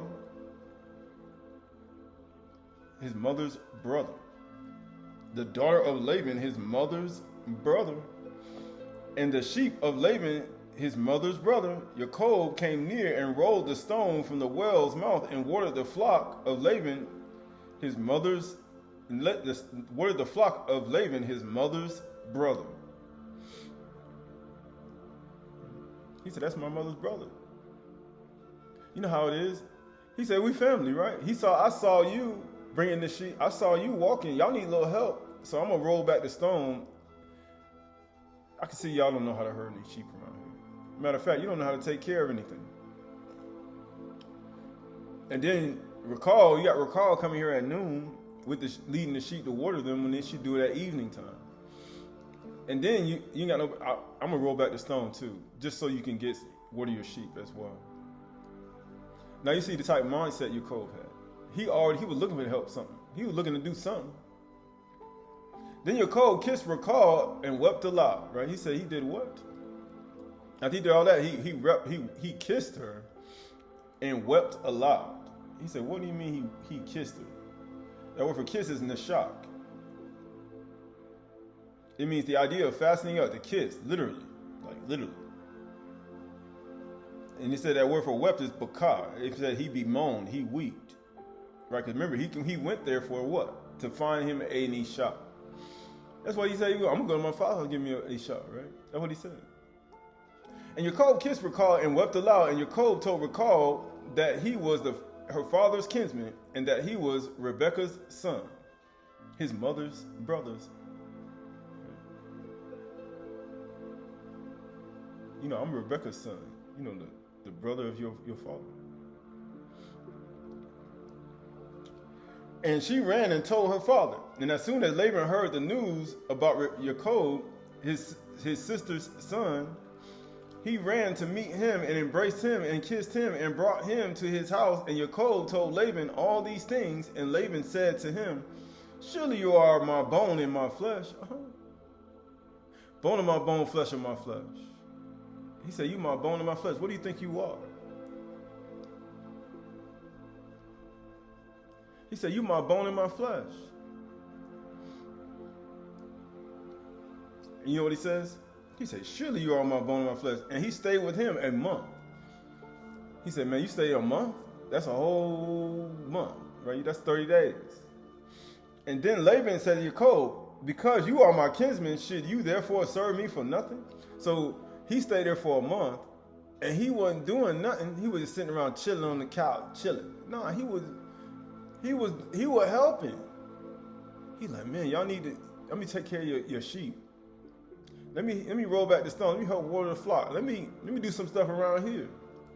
He wasn't just sitting around not doing nothing. He said, "Let me do something around here." And you know what he says? But he said, "Shall you serve me for nothing?" He said, "You gonna do this for free for 30 days and I ain't give you nothing for this?" That's how generous he was.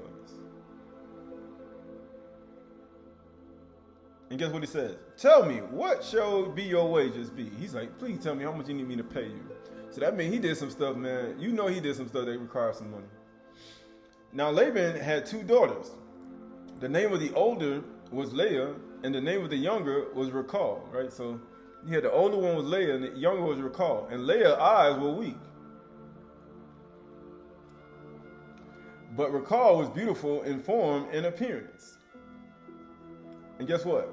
Yaqub loved Rachel, and he said, "I will serve you 7 years for your daughter Rachel." He said, "I'll serve you 7 years for her." 7 years, right? He only been there a month, but he said, "I'll stay." Matter of fact, 6 years and 11 months. I'll serve you, right? For 7 years. for your younger daughter Rachel. And Laban said, it is better that I give her to you than I should give her to any other man. Stay with me. Why? Because he's a man of understanding. He said, when you have a daughter, he said, give it to a man of understanding. Why do you think your Yaqub came there and said, man, y'all don't know how to do no sheep. Y'all don't know how to do nothing around here. Matter of fact, what else you need me to do around here? And he started helping for a month. And guess what he said? And Laban said, it is better that I give her to you than I should give her to any other man. Give her to any other man. Stay with me. So Yaqub served 7 years for Rachel, and they seemed to him but a few days because the love, Ahab, he had for her. So Yaqub was helping, showing kindness, right? He was doing nothing without any conceitedness or anything. I know all the stuff about the sheep. He wasn't doing none of that. He didn't do none of that. And then he helped for 30 days for free. And then he worked another 7 years just so he could marry his daughter.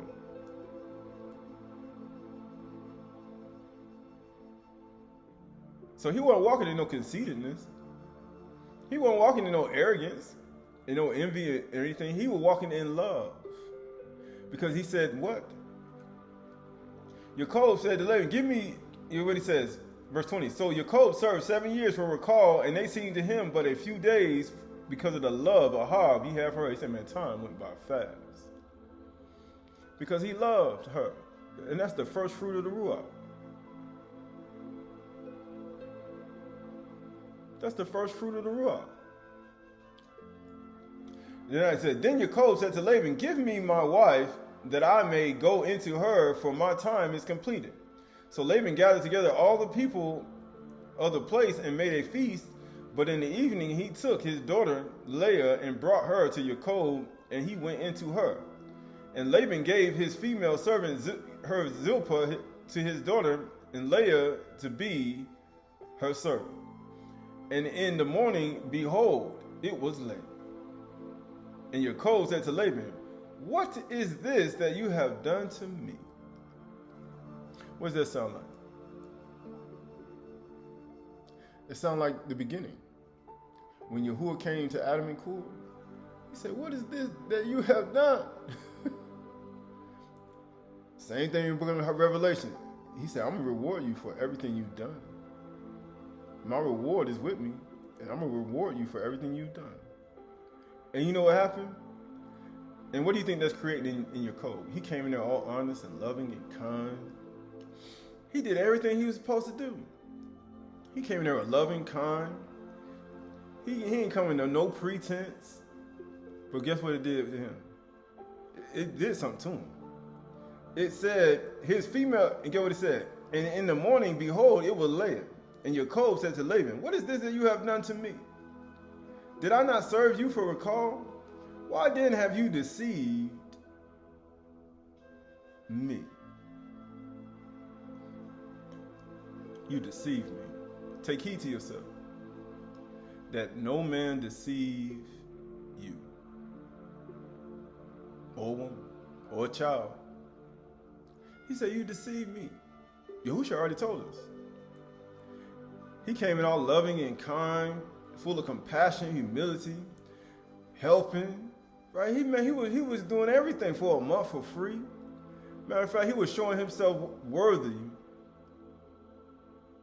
before all that. And then after 7 years, his brother said, you still not worthy.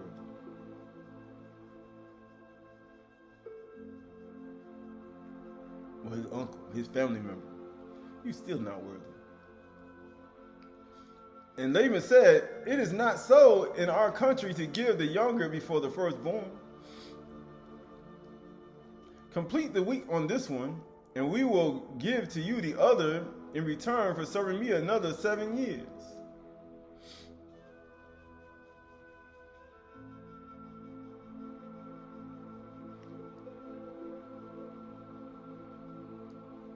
And he said, man, look at here.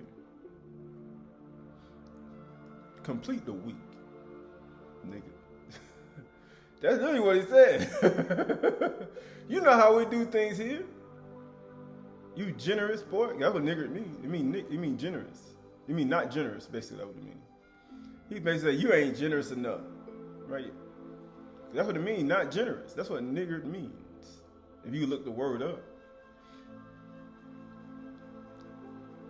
complete the week of this one, and we will give you the other in the return for the serving me another 7 years. So Yaqub did so and completed her week. You better complete this wedding feast. It's 7 days. Well, you know how our feast days is. How many feast days we got? How many days? We always doing stuff for 7 days, right? You know why he did that? And that's what people do at Cog Feast today. They practice deceit and they deceive people. And then they say, you better keep this feast. What do you think Yaqub thinking about that week? He like, man, this nigga deceived me the whole time at the feast day, right? How you think he thinking? Man, you think he thinking good about Laban right now at the feast day? So how you think people thinking about you at the feast day when you deceive them? You better make things right with your brother.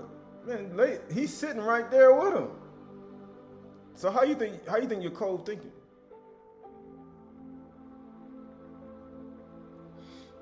And guess what he did?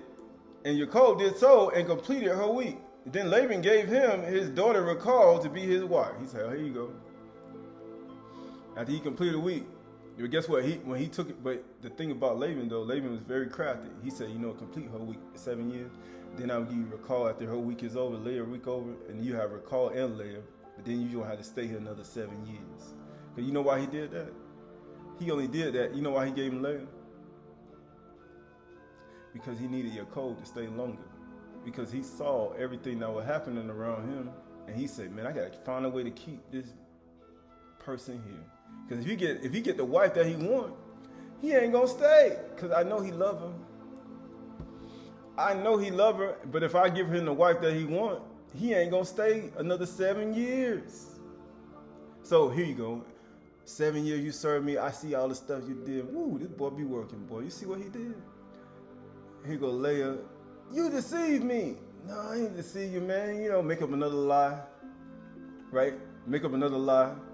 Yeah, it's in our country. We probably get the firstborn before the younger, right? Make up another lie. And then you know what he did after that? Yeah, I'll give you after 7 weeks, after fulfill her week. But I'll give you a call after you fulfill this 7-day feast. But you just gonna have to stay here another 7 years after that. If I give it to you after this wedding feast over. He tricked him. And guess what he did? And Yaqub did so and completed her week. And then Laban gave him his daughter Rachel to be his wife. And Laban gave his female servant Bilhah to his daughter Rachel to be his servant. So he exchanged his daughters for prosperity. Because he knew that Yaqub had this gift he had. And that gift he needed. Because if he didn't have Yaqub's gift there and what he can do, man, ain't nothing going to be working around here. So Yaqub went into Rachel also. And he loved Rachel more than Leah. Uh-oh. You know why? Why did Yaqub love Rachel more than Leah? Because the woman he wanted. The other marriage that he got the first time was all based upon deception. And he's like, I don't want this. Because Yaqub, he had a certain mechanism that kicks in when people start deceiving people. And guess what? And he loved Rachel more than Leah and served Laban another 7 years. See, that's how Laban set him up. He got him to stay there. And people do that today. They do that in relationships. And you know what happened? Verse 31. And when Yahuwah saw that Leah was hated, he opened her womb, but Rachel was barren. Why would Yahuwah do that? Right? This is the book of Proverbs, chapter 13, verse 5. Proverbs, chapter 13, verse 5. Proverbs, chapter 13, verse 5. The righteous hates falsehood. People say, why do Yaqub hate Leah? The righteous hates falsehood. Why do Yaqub hate Leah? You think it was Leah that he was hating? You think, let me guess, you think it was Leah that he was hating? He hated the falsehood that came with Leah even being with him. That's what he hated. But the wicked bring shame and disgrace. He hated the falsehood. But that word for falsehood is shakir. It means to lie. He hated the lie that Laban told him and the falsehood he practiced for 7 years, and then he ain't fulfilled what he said out of his mouth. He hated that. And he hated the fact that that false deal came with a marriage that he never wanted in the first place. That's what he was mad. That's why he hated her. He said when Yahuwah saw that she was hated, but guess what Leah was? Leah was just in the middle of it. Leah had no guilt from it. It had nothing to do with her. But Yaqub hated her because of what her father did.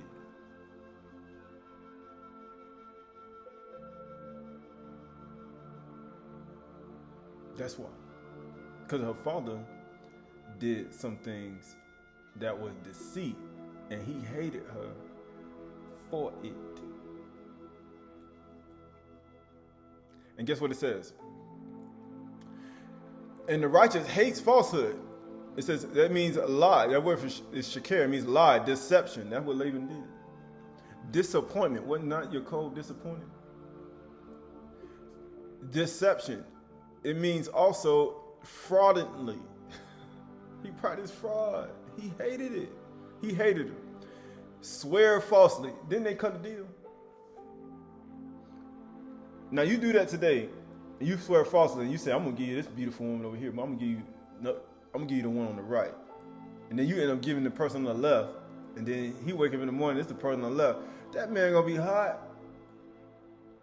What do you think your coach would think about? Man, she's gonna be with somebody else. I got this one. Man, I'll leave you for another 7 years. He said, I'll give it to you after the week over this feast day, over the 7 days, and then you can go into her too. But you got to stay here another 7 years after that. Swindler. That's what you call extortion. That's what you call extortion. Now, we read in the books of the flesh.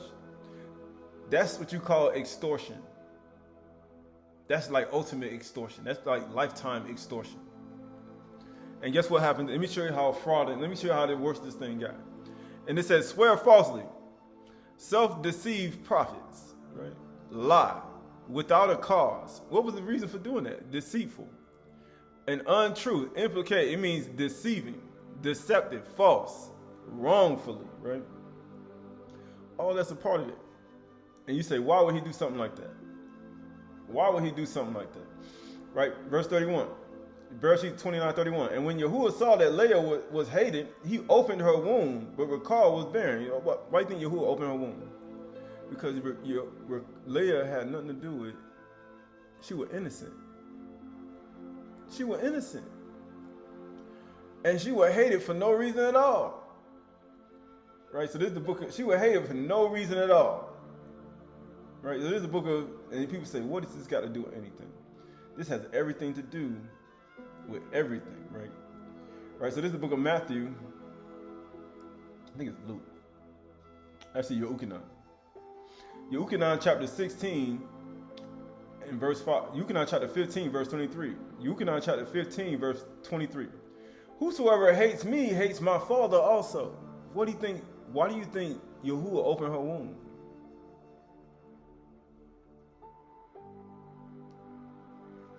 Because he hated her. And by hating her, you hated somebody that's innocent. And you know why hating somebody that's innocent? You know what happens after that? You hate your father also. He hated Yahuwah also. So Yahuwah said, being that you hate me, I'm going to open her womb up. She had nothing to do with it. And guess what it says? You know what it says right here? It says, whosoever hates me hates my Father also. If I had not done among them the works that no one else did, didn't your code do that? Nobody would do work like him. They will not be guilty of sin. Remember, your code served him 7 years, and he did everything he was supposed to do. But being that Laban did all that, He said, man, Laban got sin. You sinner. And you know what you're going to say? Yeah, you know, it's like in our country, we can't give the younger before the older. You make up another lie. And you know what happened after that? You try to make it seem like you ain't got no sin. And you make Yahuwah a liar. You know how people boast? We just read that. If you say you have no sin, you say Yahuwah, you're making Yahuwah a liar. And you know what happens after that?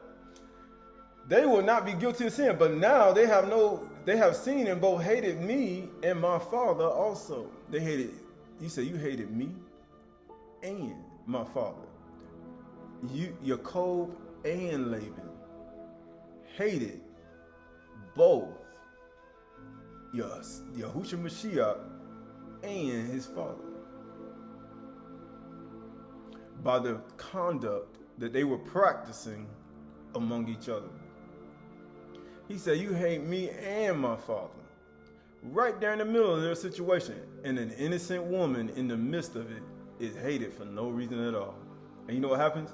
But the word that is written in the Torah must be fulfilled. They hated me without a cause. You think her father didn't hate her? By telling a lie and giving it to your code. You think your code didn't hate Yahuwah by hating her for no reason, and she had nothing to do with it? Verse 26, but when the helper comes, was not Yaqub a helper? He came to help in everything they did. But when the helper comes, whom I will send to you from the Father, the Ruach of truth, who proceeds from the Father, he will bear witness about me.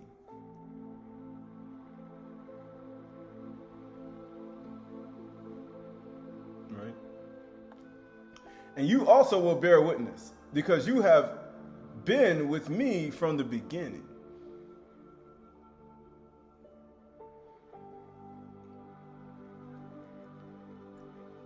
He said, you're going to do it too.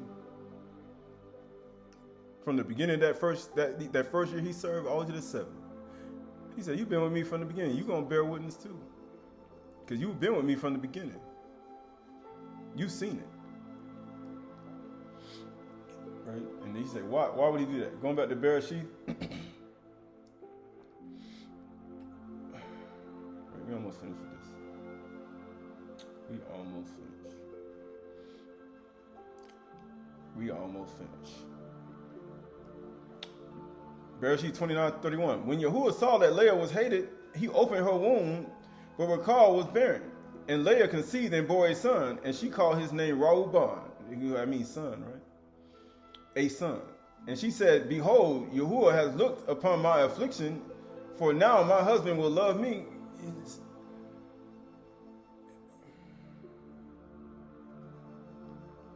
The unloved wife. She's trying to prove her love to him. She an unloved wife. She was hated without a cause, and she's still unloved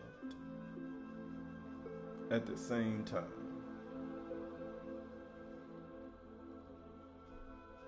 But guess what? For this cause, but the Father loves me.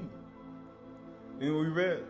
In Yaqub chapter 10, for this cause the Father loved me, because I laid down my life for the sheep. Even though he don't love me, he said, for this cause my Father loved me, because I laid down my life for the sheep. What do you think a birthing is? Right? Because he's laying down her life. Well, how do you think the child get born? How? How do you think that child got born? She had to lay down her life. And Leah conceived and bore a son, and called his name Reuben. For she said, behold, Yahuwah has looked on my affliction, for now my husband will love me. She conceived again and bore a son, and said, because Yahuwah has heard that I am hated. Who he heard it from? Her? Yeah. How did Yahuwah hear her?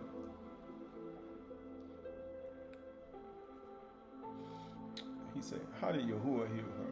Right? He said, he heard it. He said, man, ain't no way he heard her. Right, it's the book of Leviticus, I think it is, or Genesis. No, let's go to Exodus.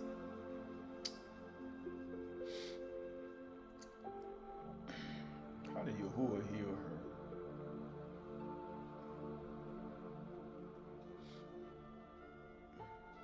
He said, what?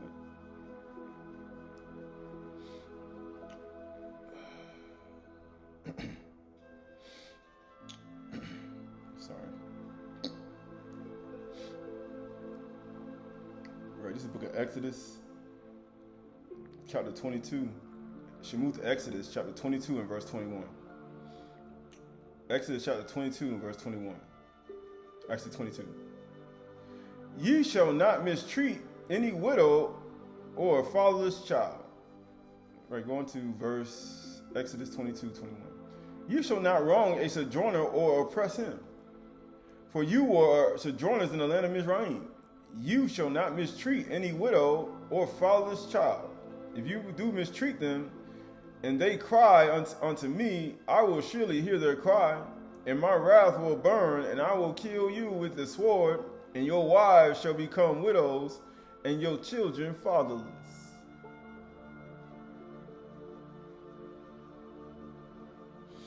Now you see what did Laban do to, even though Yaqub was a stranger, though. He was. But he wasn't, how you say it? He was family, but he was still they treated him like a stranger. He was family though. But they treated him like a stranger. They did.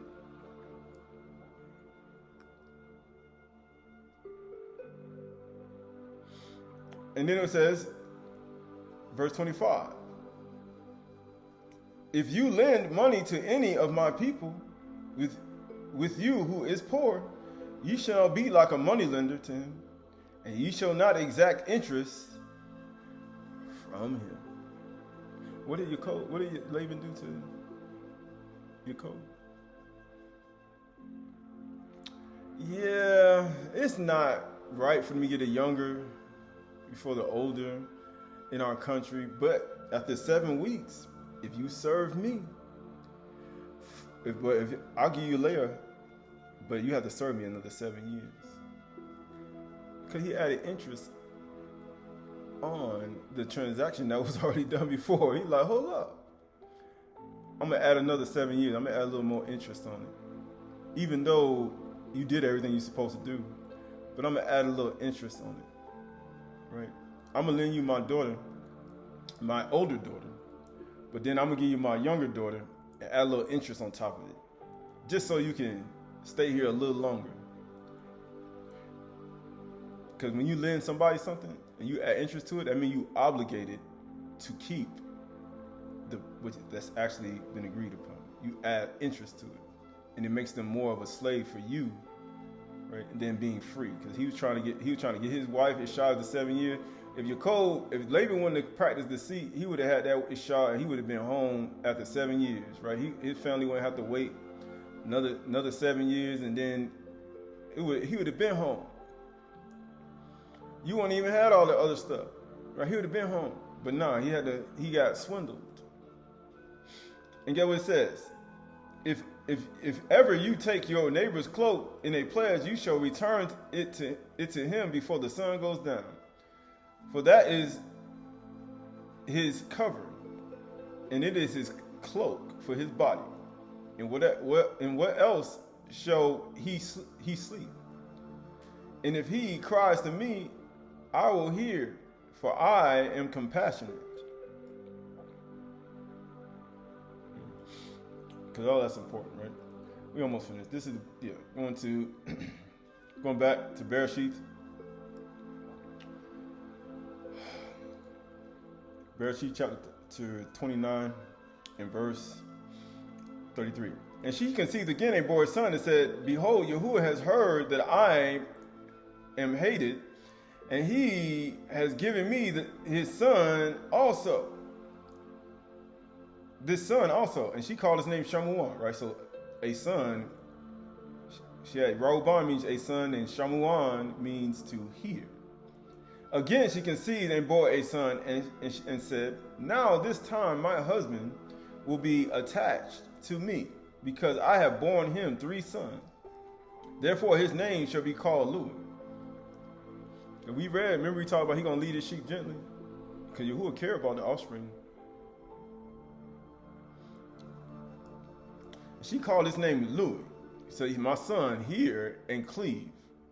She called his son Louis. He gonna attach himself to me. Boy, he gonna be with me forever, boy. He loved me. Verse 35. And she conceived again and bore a son, and said, this time I will praise Yahuwah. Therefore she called his name Yehuda. Then she ceased bearing. He said, man, a woman that hated without a cause. He said, my son, hear and cleave and praise Yahuwah. That's what her 4 children meant. Her 4 children meant that. My son, hear, cleave, and praise Yahuwah. And you know what happened after that? She stopped bearing. But she would hate it without a cause. She said, why would Yahuwah recall bearing? Because she would hate it. Because she was hated. Because there was a falsehood practice and there was a lie told, right? Right, you're not there. Right, this is the book of Psalm chapter 95. Psalms chapter 95 and verse 1. Actually, Psalm chapter 92 and verse 1. Actually, 95 and 1. 95. Psalms 95 and 1. Psalms 95 and 1.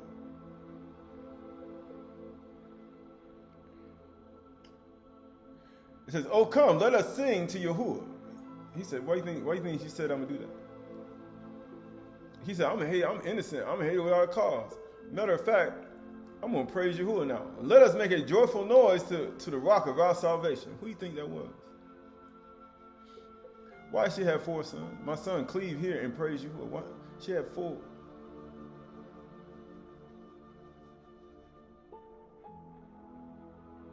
What is the 4th letter of the alphabet? Daleth. Door, gateway, entranceway. Why do you think it tells you to come before his courts with praise? Because that's the end of it. My son, hear and cleave and praise Yahuwah. Why? Because that's all a part of it. And get what it says. Let us come into his presence with thanksgiving. Let us make a joyful noise with songs of praise. For Yahuwah is great, the great Elohim, and great king above all gods. Bow down, all gods. Bow down, all gods. In his hand, his yod, are the depths of the earth, before the earth even was. And the heights of the mountains are his also. The sea is his, for he made it, and his hands formed the dry land. O come, let us worship and bow down, all gods. Let us kneel before Yahuwah, our Maker. For he is our Elohim, and we are the people of his pasture, and the sheep of his hand. That's why he say, Yahuwah said, ain't nobody gonna dare to take you out of Yahuwah's hand, boy. His yard, you know how big his yard is? We talked about how big his yard is. Man, you see his finger come down? Man, ain't nobody gonna be able to take him out of his hand.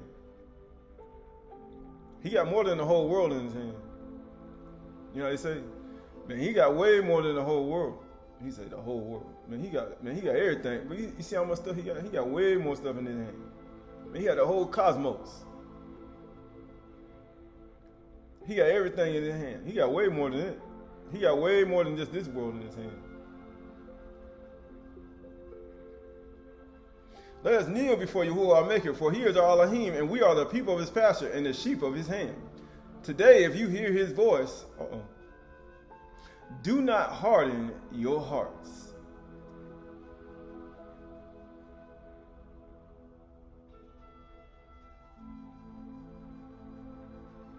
And get what it says. Do not harden your hearts, as at Meribah on the day at Massah in the wilderness, when your fathers put me to the test and put me to the proof, though they had seen my work. And didn't Laban see Yaqub's work?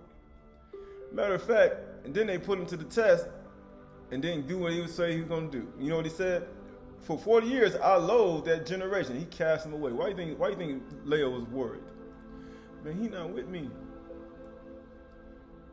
What's going on? He saw Leah was hated because of what her father did. And Yaqub had it against her. And he ain't want nothing to do with it, because that's not what he wanted. And then when he finally got what he wanted, Yahuwah made her barren, and he gave her 4 children first. Gave it to her first. And get what he said? The Lord generated and said, they are a people who go astray in their hearts. And now you say, where did they go astray at? Where did Laban go astray at? In his heart. When after Yaqub got deceived by Laban, where did he go astray at? In his heart. And who ended up being persecuted or hated without a cause? Leah. For no reason. They do always err in their heart, and they have not known my ways. Therefore I swore in my wrath, they shall not enter my rest.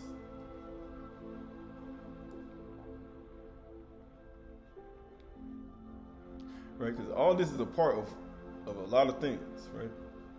And he said, why? Because everything's a part of something. Because there's some things that people, he said, can't see, that Yahuwah can see. Right, going back to Bereshith.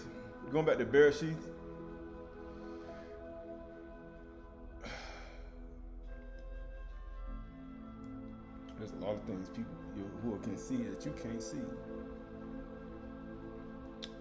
Right, so this is the book of Bereshith chapter 31 and verse 29. Bereshith 31:29. He says, it is in my power to do you harm, but Elohim of your father spoke to me last night, saying, be careful not to say anything to your code, either good or bad. Because remember, Laban already did a bunch of evil stuff already. He already swindled them, right? He even gave him the bad sheep. Matter of fact, he didn't even give him what he's supposed to get. Man, he been swindling the whole time, practicing deceit, extortion. He been doing, think about it, 14 years of deceit, extortion. You know what that do to that person's mind? Your code just been like, you talk about forgiveness, you know what I talk about? If he sinned against you 60 times, 40 times a day, you see what he just did? The man did this for 14 years of swindling, deceit, lying, right? Doing all types of stuff. And he said he changed my ways 10 times. You know what 10 times is? That's the 10th letter of the alphabet. And you know what he said? He said, nobody gonna be able to get my sheep out of my hand. What do you think Yahushua said? Nobody gonna be able to take him out of my hand. He said, I and my father are one. Even though Laban was doing all that. Because his Yahuwah Yad was all in that. He was testing Yaqub for 14 years to see what was in his heart. People have no idea. That's the only reason he changed his ways 10 times. He was testing them to see what was in his heart, because he wanted to show you what was in his heart. And guess what? And he tricked me, verse 27. Why did you flee secretly and trick me and did not tell me?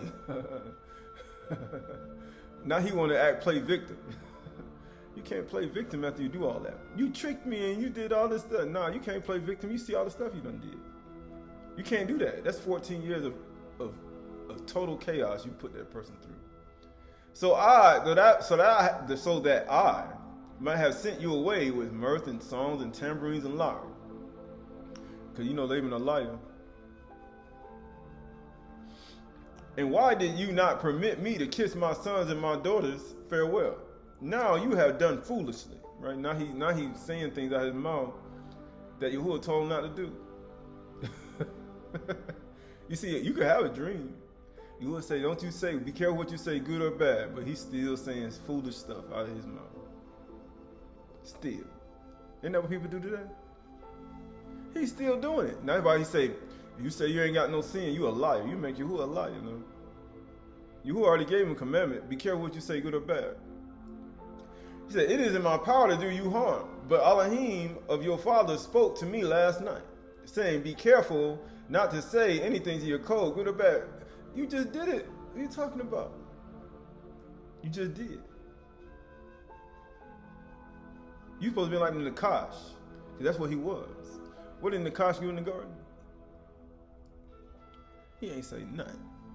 You should have just been silent. You shouldn't even said nothing like Nakash. He the only one that ain't say nothing. You should have just been, you should not have said anything. But being that he already done said about 18 sentences, now he gotta go, now he gonna say what Yahuwah said. It's like the man of Elohim who went in the city, he said, yeah, I'm a prophet too. And he went into his house and then he said, didn't Yahuwah tell you, right? And now you have gone away because you long greatly for your father's house. But why did you steal my gods? And Yaqub answered and said to Laban, because I was afraid, for I thought that you would take your daughters from me by force. Still swindle. Anyone with whom you find your gods shall not live. In the presence of our kinsmen, point out what I have that is yours and take it. Now Yaqub did not know that Rachel had stolen them. See, I told you there's a reason why Yahuwah don't allow you to get what you want.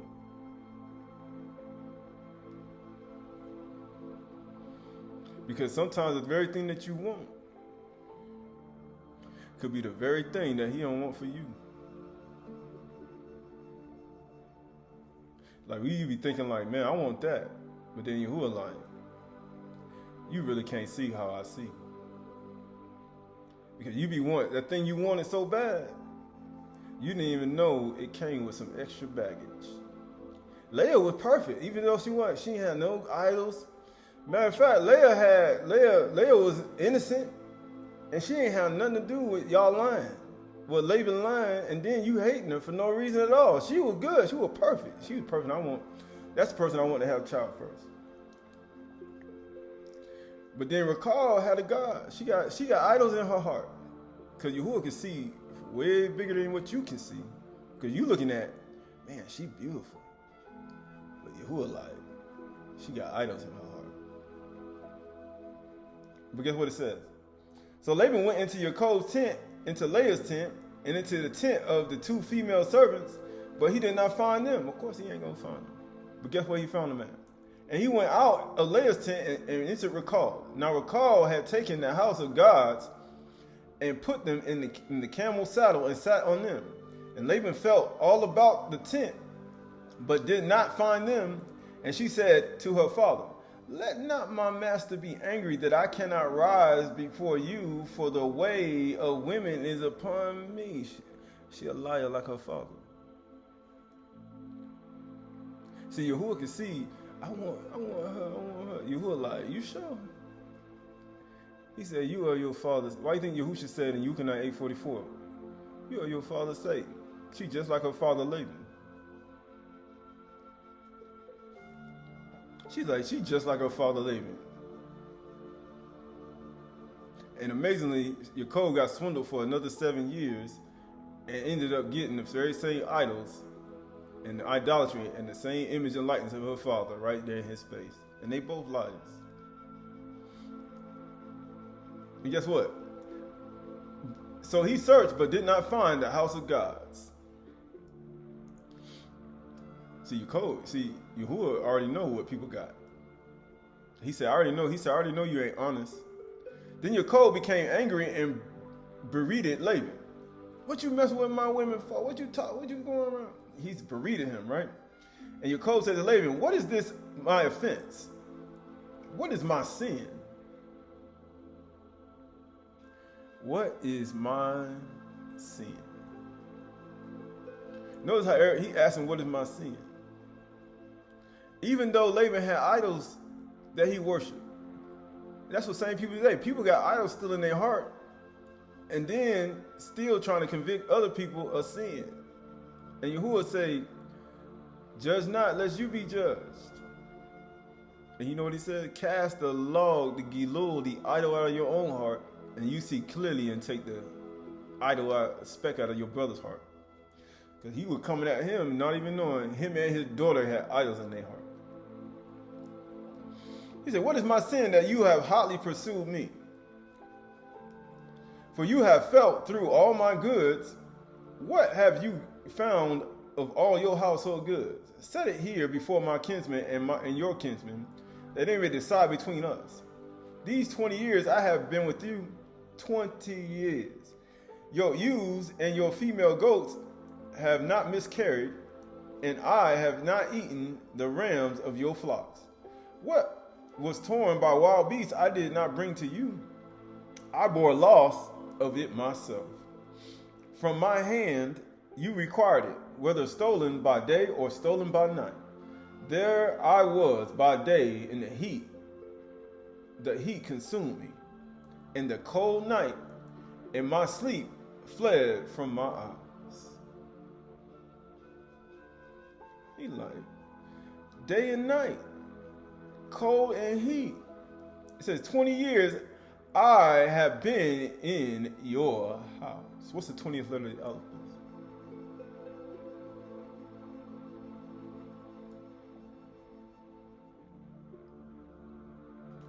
Rosh. And what is 20 equal to 2?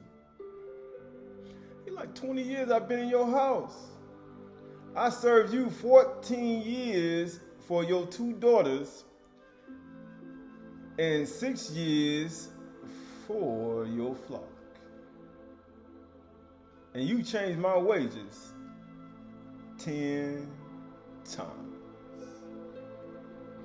He said, man, I served you 14. He said, I served you 14 years for your daughters. He's like, man, that's a long time. And you know what? What's the 14th letter alphabet? Noon. Life. What's the 6th letter? I served you another 6 years. What's the 6th letter of the alphabet? Tent peg. Woo. Right? And then it says, and you had changed my wages 10 times. What's the 10th letter of the alphabet? Yod. And guess what? How he did all those bad business deals with his right hand. With his right hand, you shook on it. With his right hand, and he gave him the right hand of fellowship for 20 years of straight up deceit. And guess what it said? If the Elohim of my father, the Elohim of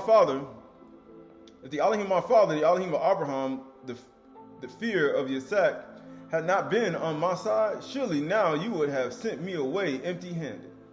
He's like, man, you would have sent me away empty-handed. The way you were swindling me, and I bore it all. I bore it all.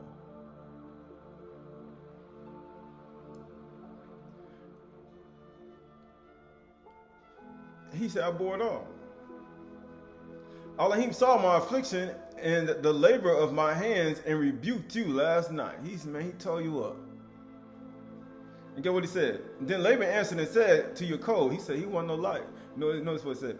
The daughters are my daughters. The children are my children. The flocks are my flocks. All that you see is mine. You see that? You rebuked your house last night. Now you see Laban like, yeah, it's all mine. It's all mine. You know, you see his wickedness? It's starting to rise up. Because he just said, Yahuwah rebuked you last night. Yahuwah rebuked you, Satan. Yahuwah rebuked you, Satan. And you know what happened? Satan started to rise up. Yeah, it's all mine. It's all mine. You know what the king of Assyria did to Ahab that one time? Your wife and your children, all your goods are mine. I told you these people got the same, it's the same Satan, the same being. He ain't no different. It's all mine. He said, hold up, man. The first thing you did, I can give you that. That first thing, I ain't doing that. Right? But get what he said. But what can I do this day for these my daughters or their children whom they have borne. Come now. He said, I ain't got no money for them. Basically, he got all that money. He swindled him, and then he still ain't got enough money to take care of all of them. But he probably do. He just probably don't want no responsibility of even having to care for it. Because, you know, it's reverse psychology. See, I could take care of him, but I can't take care of him. That's the only reason I ain't going to take him. But in actuality, he can. He just don't want that responsibility. He just want to throw it all on your code. The very same thing he did for 20 years. He's just trying to come out strong in the whole thing. Trying to make it seem like Yaqub and just tell him to his face that you just got rebuked by Yahuwah. And he tried to do the whole thing and reverse it on him to make it look like he ain't say nothing to him. And he did. Come now, let us make a covenant, you and I. Now he want to make a bereave. So who running this? Laban is no oppressor. Like, he running this whole thing. Let's make a covenant and let it be witness between you and me. So Yaqub took a stone and set it up as a pillar. And Yaqub said to his kinsmen, gather stones. And they took stones and made a heap. And they ate there at the heap. And Laban called to, what they do? They ate there at the heap. Uh-oh. So they had a sacrifice.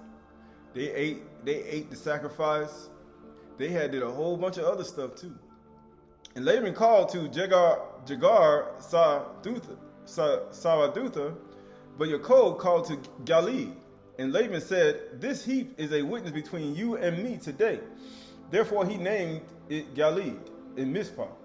And he said, Yahuwah watch between you and me when we are out of one another's sight.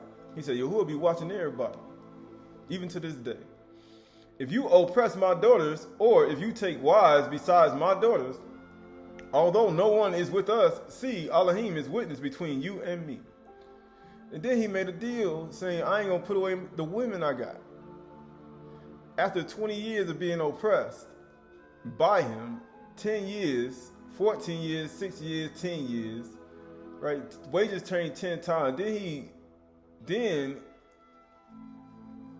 he said, everything mine, but then he said, I can't take care of them. Then he said, let's make a covenant together.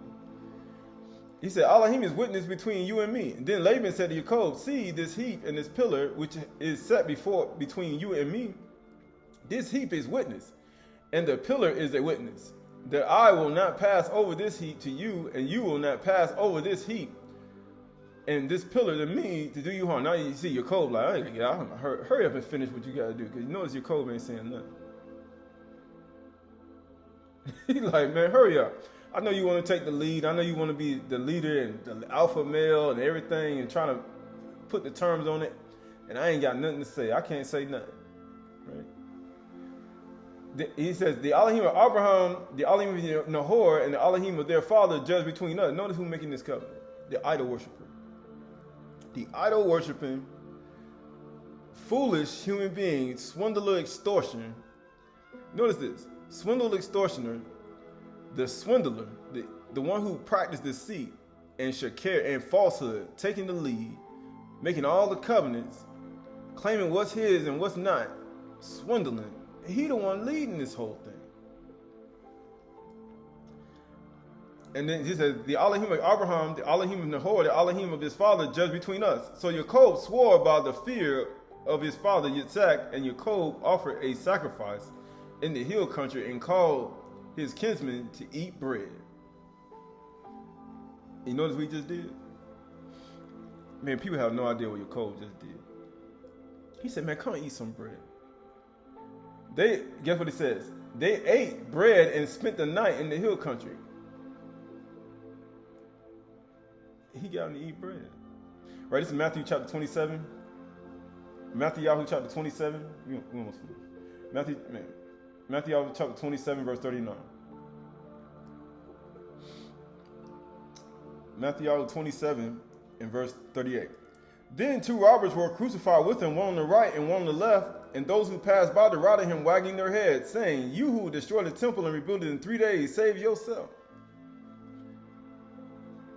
If you are the son of Elohim, come down from the cross. He's like, man, look at all this stuff I'm suffering.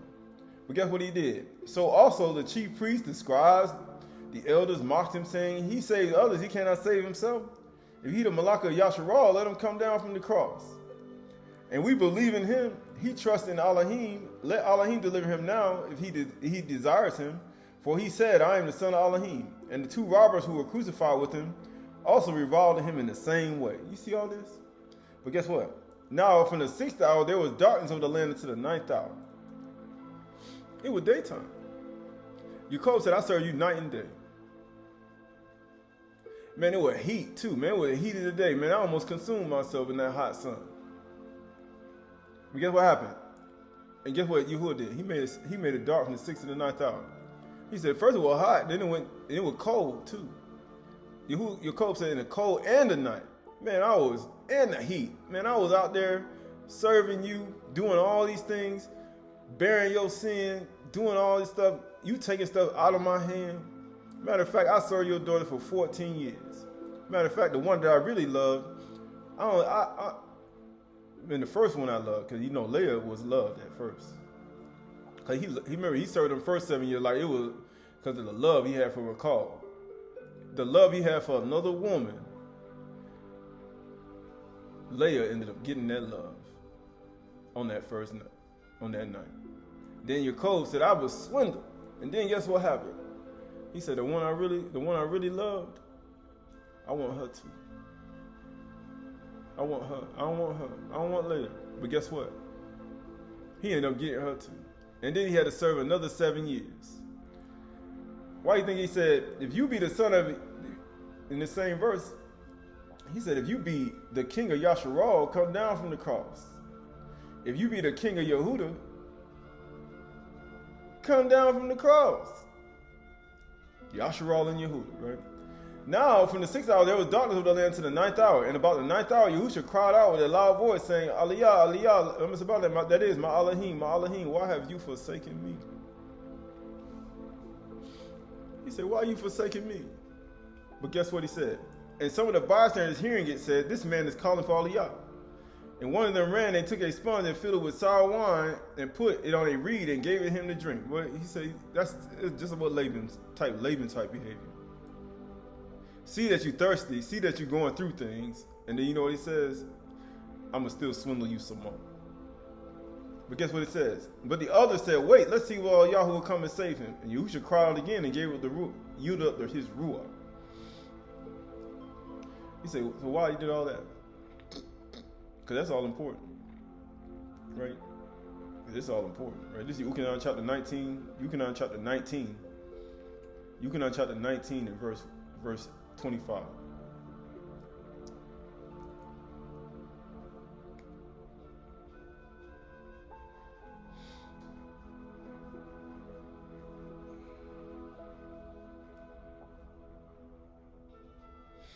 Yuchanan chapter 19, verse 25. Actually going 19 and 28. After this, Yahusha, knowing that all was finished, said to fulfill the scripture, on Thursday, a jar of sour wine stood there. So they put it on a sponge full of sour wine and hyssop and held it to his mouth. And when Yahusha had received the sour wine, he said, it is finished, and bowed his head and gave up the ruach. And get what it going back over. Going to verse 15. Verse 15. They cried out, away with him, crucify him. Pilate said to him, shall I crucify your king? The chief priest answered, we have no king but Caesar. So he delivered him over to them to be crucified.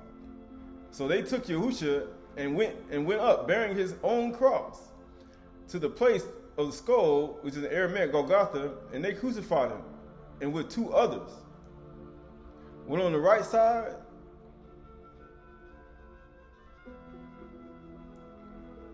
one on either side, and Yahusha sat between them. Pilate also wrote an inscription and put it on the cross. It read, Yahusha of Nazareth, the king of the Yahudim. Right? So you had Yashua and Yehuda, right? And many of the Yahudim read this inscription, and the place where Yahusha was crucified was near to the city. And it was in Aramaic, in Latin, and in Greek. The chief priests and the Yahudim said to Pilate, do not write the king of the Yahudim, but rather he said, I am the king of the Yahudim. What does that got to do with anything?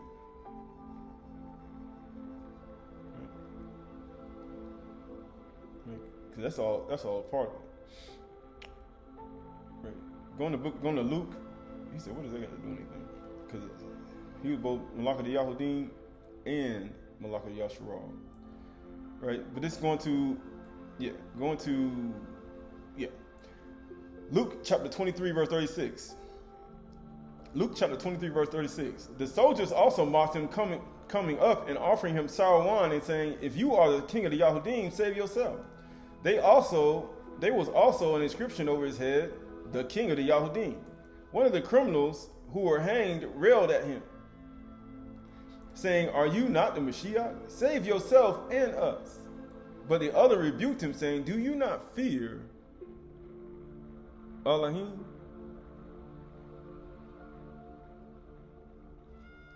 Since you are under the same sentence of condemnation. Isn't that what Laban did when he came to you, your code?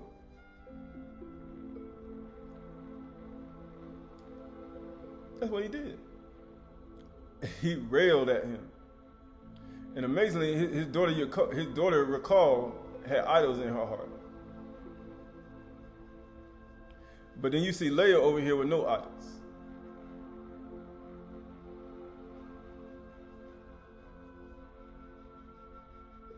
And who would hate her without a cause. And he said, and then he said, and the other rebuked him, saying, do you not fear Elohim? We are under the same sentence of condemnation, and we indeed justly, for we are receiving a due reward of our deeds. But this man has done nothing wrong. You know what Leah did? Leah ain't do nothing wrong. Leah did nothing wrong. But you see Yaqub and Laban, and get what it says.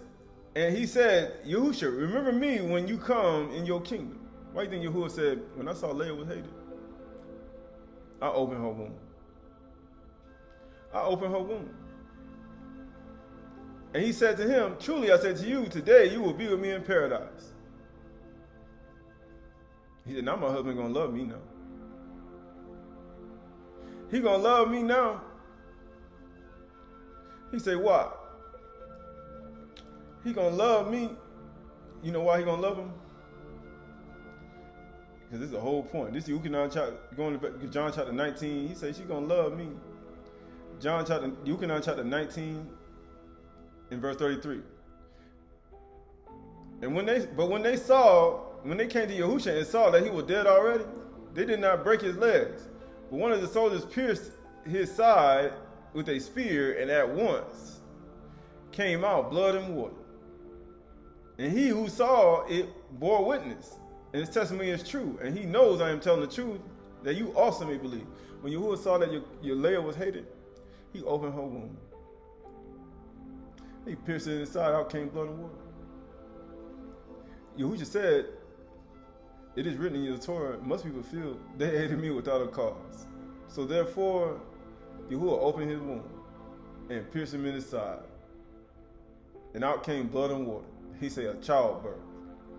He said, my son, hear and cleave and praise Yahuwah. Why? For he saw it and bore witness, his testimony is true, and he knows he is telling the truth, that you may believe. For these things took place that the scripture might be fulfilled. Not one of his bones will be broken, right? But that's not the only thing.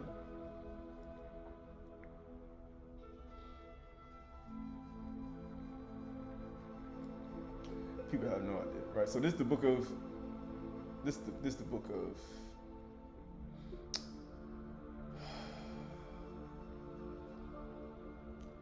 1 Corinthians.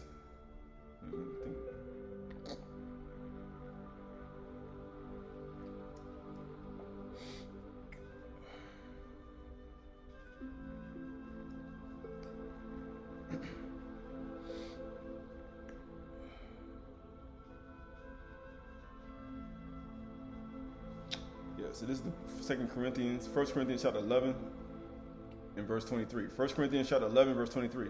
For I received from the master what I also delivered to you, that the master Yahusha on that night when he was betrayed took bread. You know what Yaqub did? He was betrayed by Laban. 10 times I serve you. Amazing, the 630 hours, but he said, I serve you for your flock for 6 years. What is a tent peg? He said, you pierced me in my hands and my side. Feel my hands and my side. You desire. I serve you another 6 years for your sheep, for your flock. Why do you think your call was doing that? And then you change my wages 10 times. But nobody gonna be able to deliver my sheep out of your hand, out of my hand, out of Yahuwah's hand. You ain't gonna be able to take him out of my hand. Why do you think he changed? He said, man, Yahuwah's hand was all in it. But he said, verse 23, for I received from the master, I also delivered to you, that the master Yahusha on that night when he was betrayed took bread. And when he had given thanks, he broke it and said, this is my body, which is for you. Why do you think he was giving that to Laban? You don't even know it. He handed that thing right to Laban. He said, look at here, we're going to do a sacrifice with a pillar. And here goes some bread right here. And Laban was a swindler, extortioner, idolater. He changed his wages 10 times. He swindled him for 7 years, and he swindled him again for another 14, another 6 years. Gave him the spotted and the speckled. He did a whole bunch of things. And then at the end of it, Yahuwah even warned him in a dream. He said, man, be careful what you say, good or bad. And you know what he did after that? He said, man, come over here, man. And he ain't say nothing, even when he made the covenant, wrote it all out, made sure, don't you put away my wives, don't you put away my daughters, don't you get no other women. Made a covenant, and he agreed to it. And you know what he did after he did all that? He said, and when he had given thanks, he broke it and said, this is my body, which is for you. Now you see why. He said, you swallow up my people like bread, in the book of Yeshayahu chapter 3. He said, you, the rulers, swallow up my people like bread. That's the same thing Yaqub. That's the same thing Laban did to Yaqub. He said, you eat up my people like bread. And you know what he said? This is my body, which is for you. Do this in remembrance of me. What do you think Laban was doing? He ain't know it. But get what he said? In the same way, also, he took the cup after the supper, saying, this is the cup of the new covenant in my blood. You know what Laban did? See, Yaqub let him talk and do all that covenant talking. He with all that evil and hatred and jealousy and envy and all that evil he had in his heart. He sealed it with, he still gave him, he said, here goes some bread, here goes something to drink. We're going to have a feast right now. With this covenant that we just made. Do this often as you drink it in remembrance of me. He said, this pillar right here, he said, this pillar going to be here, it's going to be witness between you and me. For as often as you eat this bread and drink this cup, you proclaim Yahuwah's death until he comes. Whoever therefore eats the bread and drinks the cup of Yahuwah, was Laban, what was Laban doing? Yahuwah even gave him a warning in the dream. He did so much stuff, and Laban kept on going. And you know what he said? Laban wasn't even perceiving what he was saying or doing. He said, whosoever therefore eats the bread and drinks the cup of Yahuwah in an unworthy manner will be guilty concerning the body and the blood of the master. Got him. Laban.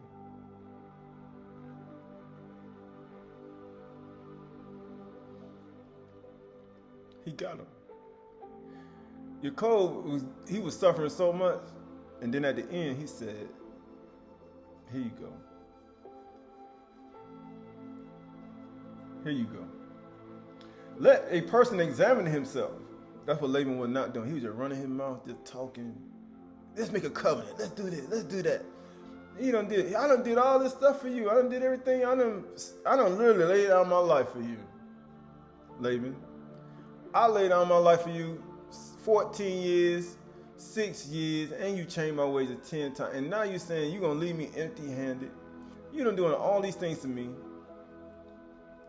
Let a person examine himself, then so eat of the bread and drink the cup. He ain't do none of that. And he was a person leading the covenant. For anyone who eats and drinks this without discerning the body eats and drinks judgment on himself. What do you think? What do you think Yaqub was doing? He was like, okay, you want to do this? That is why many of you are weak and ill, and some have died. But if we judge ourselves truly, we will not be judged. What sin have I done? You know what Yaqub said? But when we are judged by the Master, we are disciplined, so that we may not be condemned along with the world.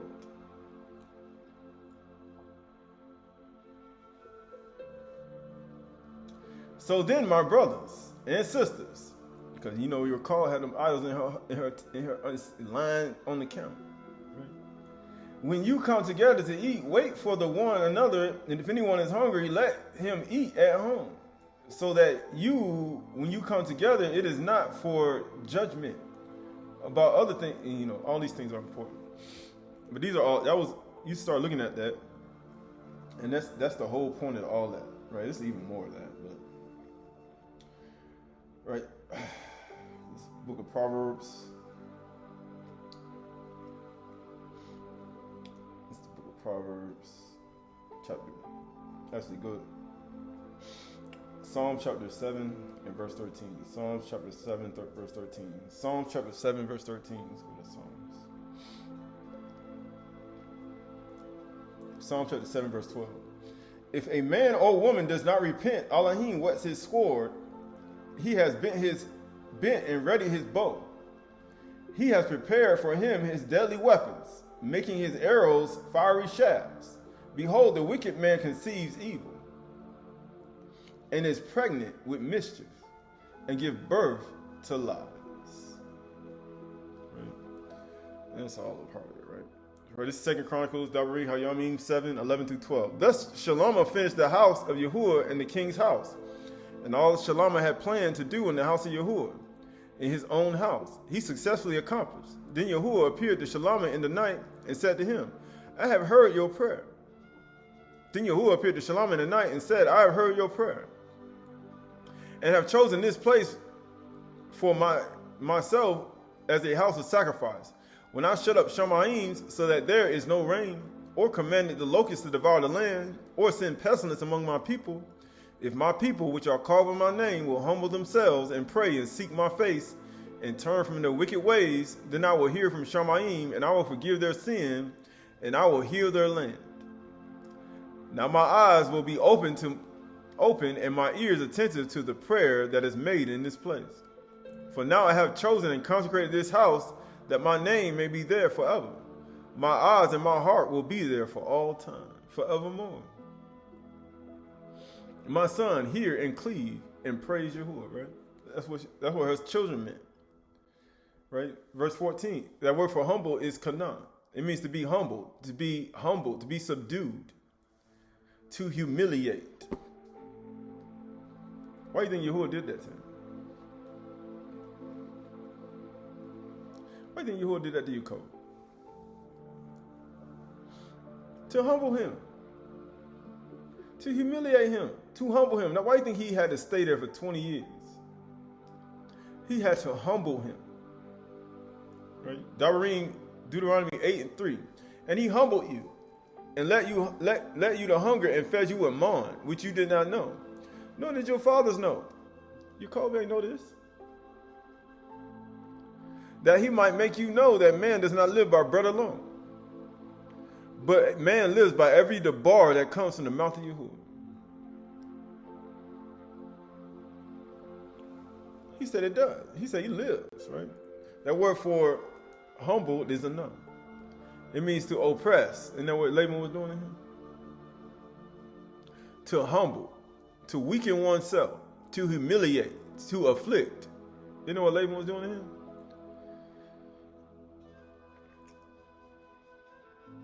To weaken oneself, to be afflicted, right? All that's a part of it. This book of Proverbs, mostly Proverbs 29:23. One's pride will bring them low, but he who is lowly in Ruach will obtain honor. Proverbs 29:23. He said, you lowly in Ruach, you will what? Obtain honor. That word for low is shafal. It means depressed, to be humble, humiliated, lowly. Why do you think your code came in there helping people? Rolling back the stone, taking care of sheep. Y'all don't know what time the sheep supposed to get coming in the evening time. Helping for 7 years, getting his wages turned 10 times, coming back, serving for another 6 years, doing all these things for 20 years, and then finally when it came to the end of it, after being oppressed, he just was silent, and then he said, "This is the covenant that I make with you. Come eat this bread."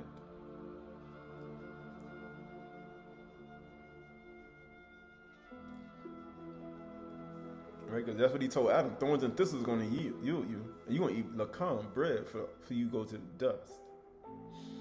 This is Psalm 37, 7-11. Be still before Yahuwah and wait patiently for him. Fret not yourself over the one who prospers in the way, over the man who carries out evil devices. Don't get angry. Then what Yaqub did? Yaqub got angry. None of this stuff is yours. Laban will prosper in the way. Refrain from anger and forsake wrath. You see Yaqub was going absolutely insane. He's like, you get what he said? Fret not yourself, or it tends only to evil. That's all it was doing. The whole time he was arguing over what was his and what was not, and what he didn't have, and the accusations and accusing, and going back and forth, it was only tending to more evil. And then what he said, for evildoers shall be cut off. He said, take heed how you eat. Examine yourself. That's what Laban did not do. And people be doing that. But those who wait for Yahuwah shall inherit the Aydahs. He said, I gotta wait. In just a little while, the wicked will be no more. Though you look carefully at his place, he will not be there. But the meek, the Aydah, will delight themselves in the abundance of shalom. Right? That word for be still is damon. It means to be still, to be silent, to be still, to be dumb, to make quiet. Why you think Yaqub, when he was making that covenant, Yaqub was saying a thing? He said, wait for you. Here we go. Let's eat this sacrifice. Let's eat this bread. Right, that word for meek is Aydah. But the meek, Aydah, is to inherit the Aydahs, the poor, the humble, the afflicted, the meek, the poor, the needy. You changed my wages 10 times. You oppressed me. Right? That word for shalom is completeness. He said that you're going to delight yourselves in abundance of peace and quiet, tranquility. Peace, completeness, right? That word for shalom. This is Proverbs 16, 19-20. It is better to be of a shafal ruach, a lowly ruach, with the Aydah, he said the Aydah, the meek, than to divide the spoil with the proud. Why do you think what do you think your Laban was doing?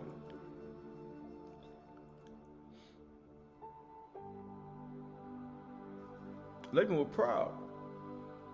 He said, it's better just build a lowly ruach. Then divide the spoil with the proud, because you see what Laban trying to get him to divide the spoil with the proud. He was trying to get him to be like him, and he wouldn't. Whosoever gives thoughts to the bar will discover good, and Barak is the one who trusts in Yahuwah. He said, right, Proverbs 22:4. The reward of humility and the fear of Yahuwah is riches, honor, and life.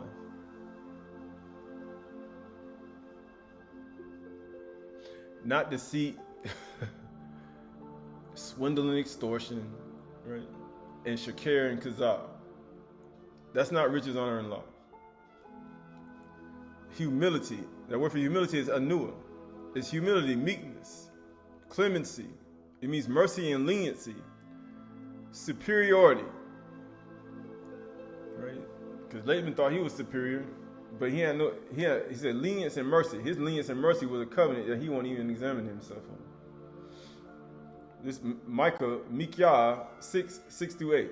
He has told you, O Adam, what is good, and what does Yahuwah require of you, but to do mishpat, justice, and to love kindness, and to walk humbly with your Elohim. Why do you think your code had to do that? You think 20 years of being like that? You know how humble you got to be? But that's a lot of humility. That's 20 years That's 20 years of practicing humble humility, being silent, suffering. That's 20 years. Hot, cold, right? All that's a part of his humbling process. That was a part of Yaqub's humbling process.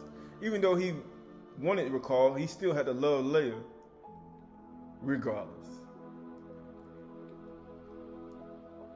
Even though Laban was practicing deceit, Yahuwah turned the deceit that he was practicing into something good.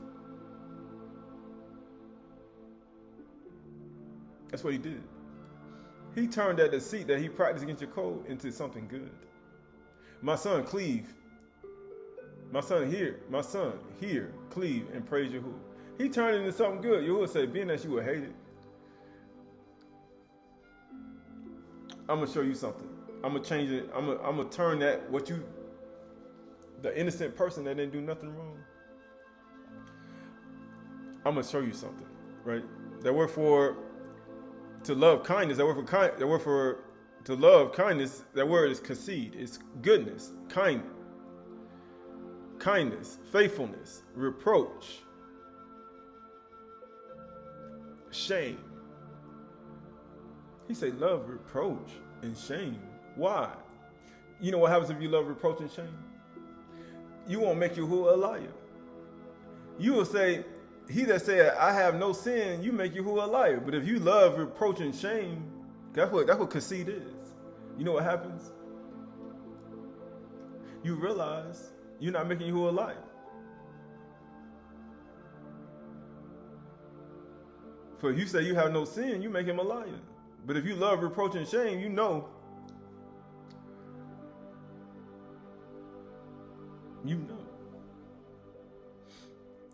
him. That word for shame is, that word for conceit is goodness, kindness, faithfulness, reproach, and shame. It means beauty.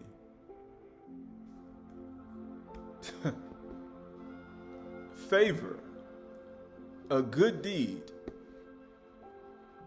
mercy, pity, reproach, a wicked thing.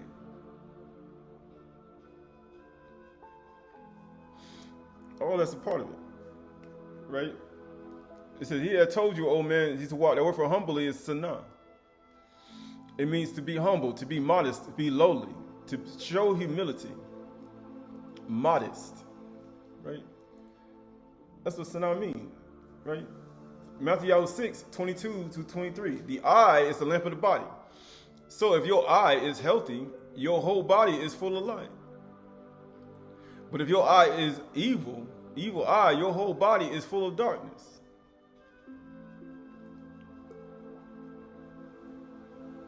But guess what happens? If your light in the light in you is darkness, how great is that darkness?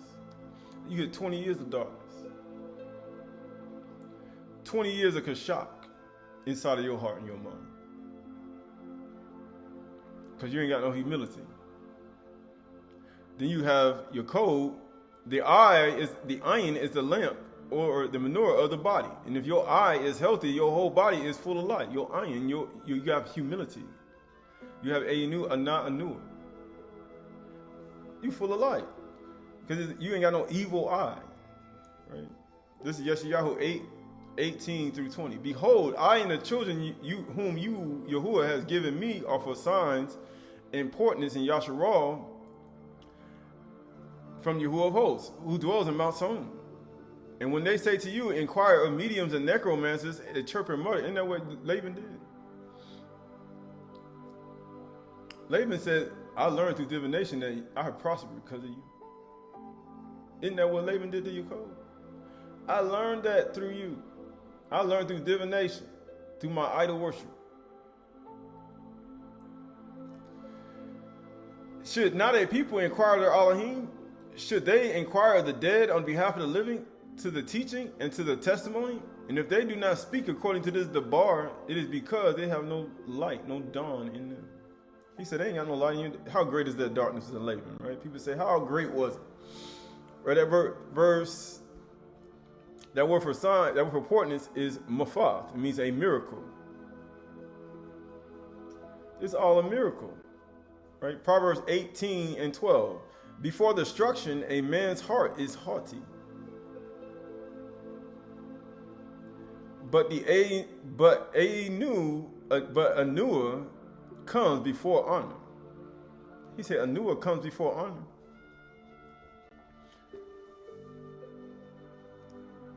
A newer, right? A newer. Humility comes before honor, right? That word for honor is kabod. He says what? But a newer comes before kabod, or glory, or honor, glorious, reputation, riches. Humility comes before honor. Riches, reputation, before your reputation, glorious, right? You got to have humility in order to have a reputation with Yahuwah. You got to have humility. You got to have a newer, right? This is Zephaniah chapter 2 and verse 3. It says, Bakash, or seek Yahuwah. Bakash Yahuwah, all you Einu, or humble, of the Adat, of the earth, who do his just commands. Bakash, or seek righteousness. Bakash, Anua, seek humility, Anua. Perhaps you may be hidden on the day of the off, or the anger of Yahuwah.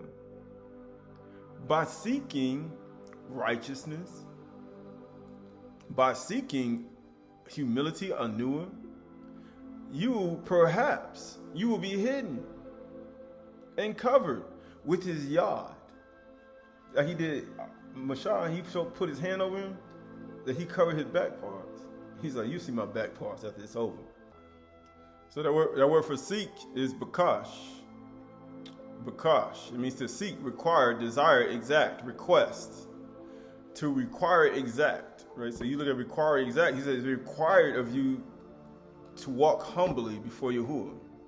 What has Yahuwah required of you, O Adam? It means exact, to require exact, bakash.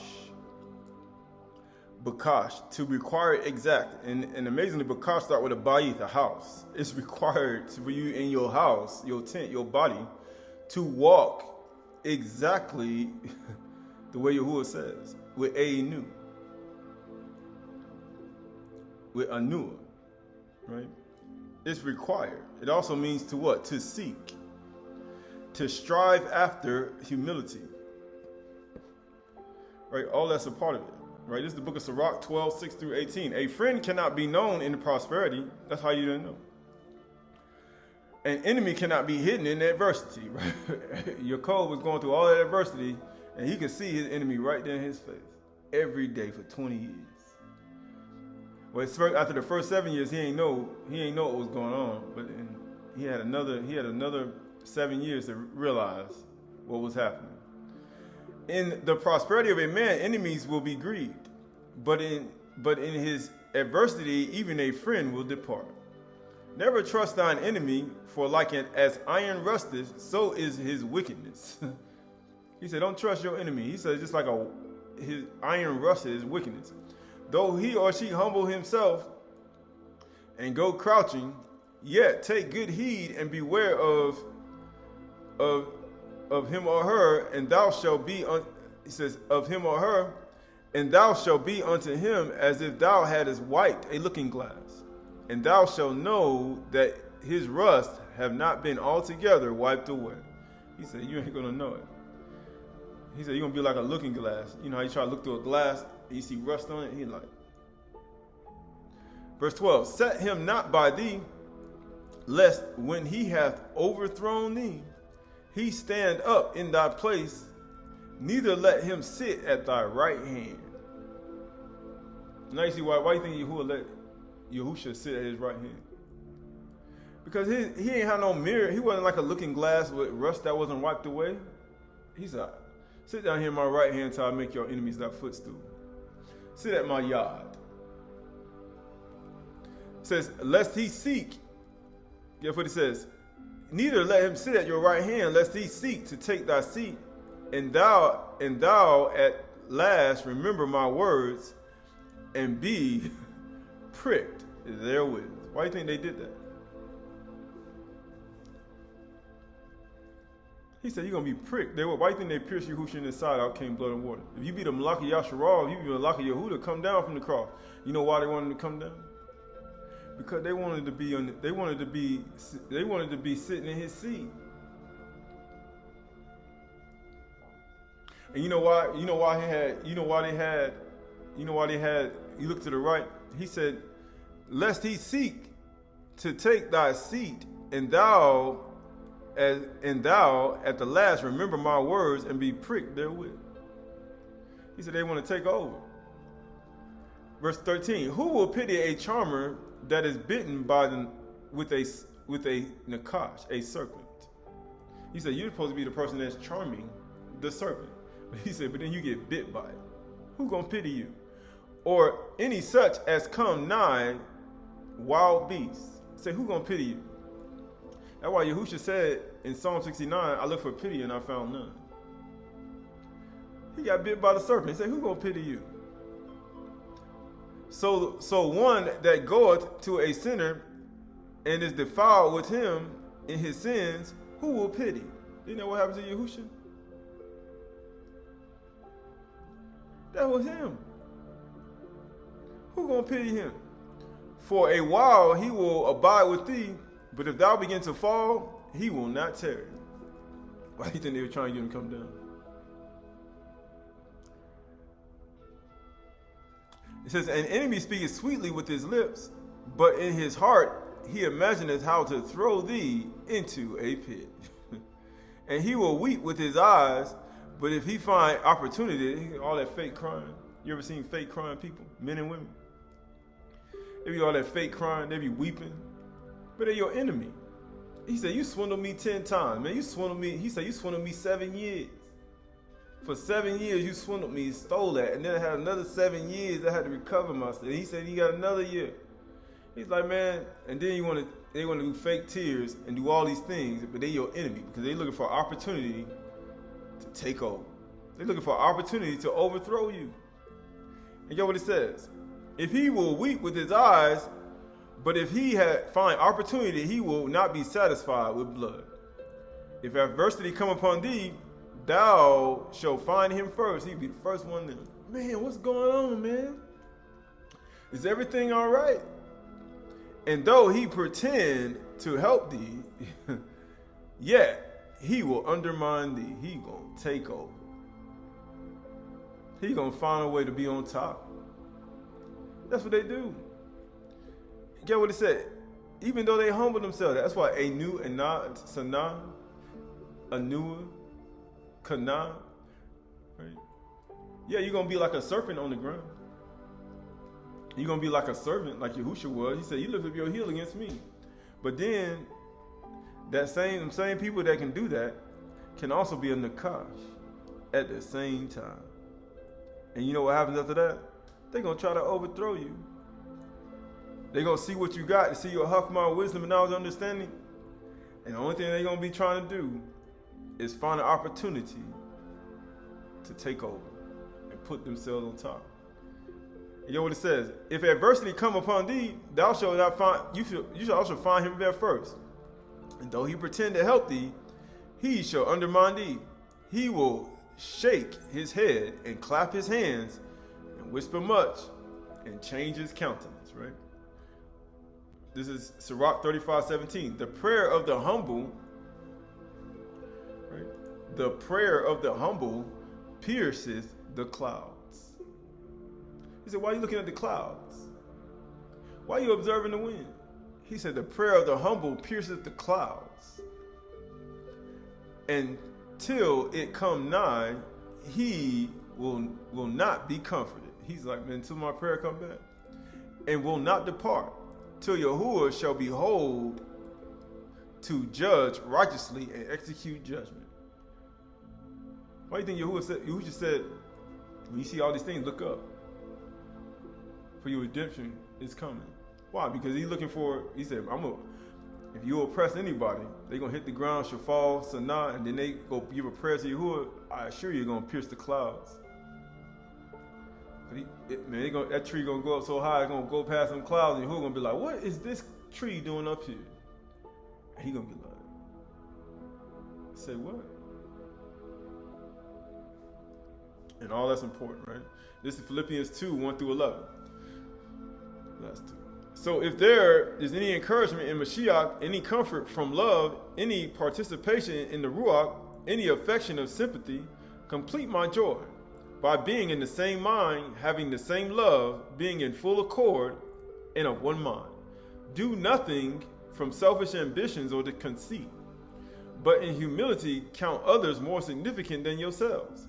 Let each of you look not only on his own interests, but also on the interests of others.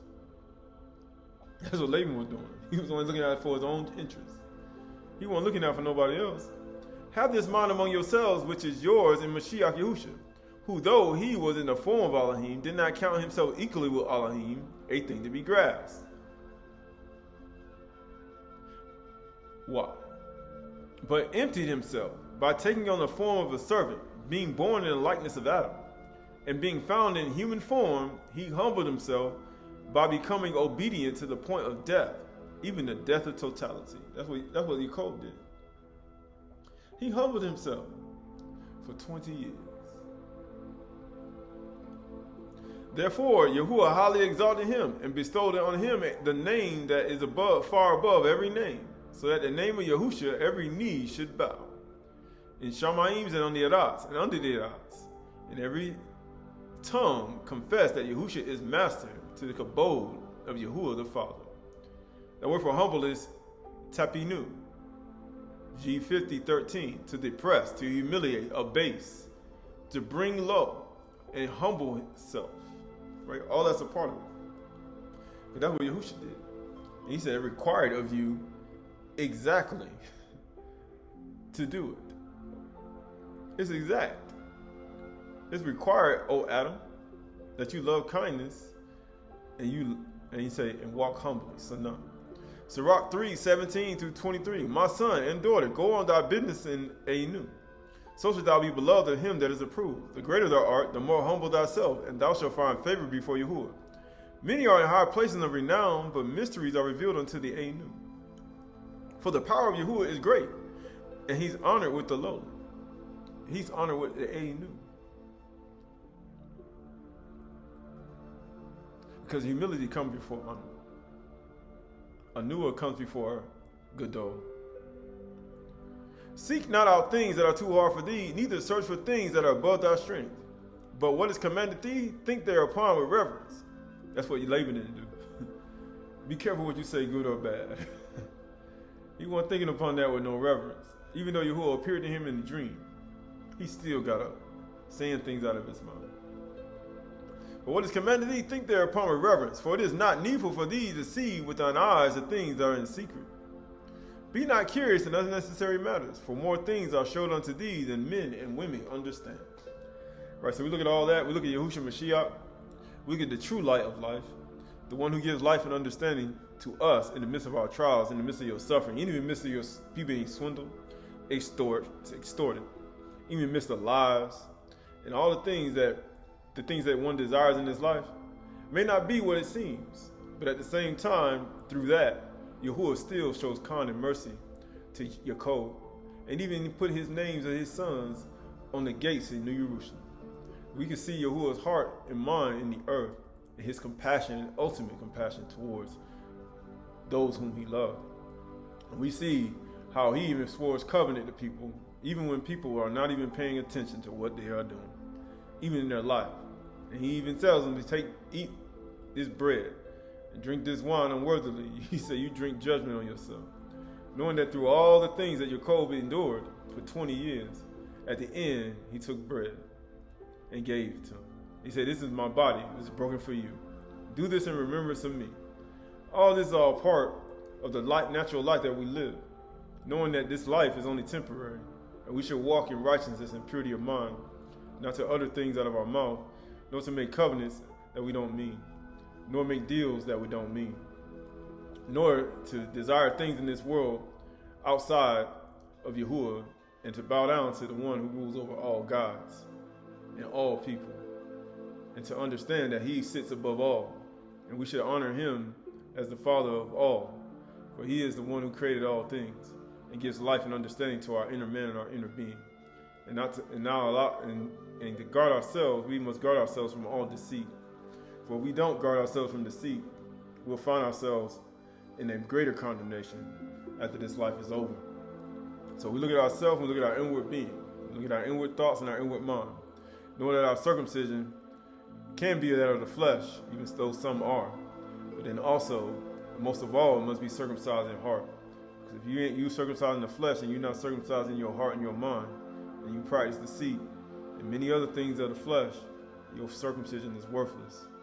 Knowing that these things that we do in this life and that men do in this life will all be judged according to the righteousness of Yahuwah.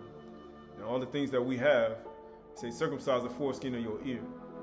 And if you find yourself in transgression, circumcise your clothes and all the things you have. For all these things mean nothing. And you find out, seek ye first the Malkuth and his righteousness. And all these things will be added to you in due time when Yahuwah exalts you again. But first one has to be a new and a humble. One has to be a newer.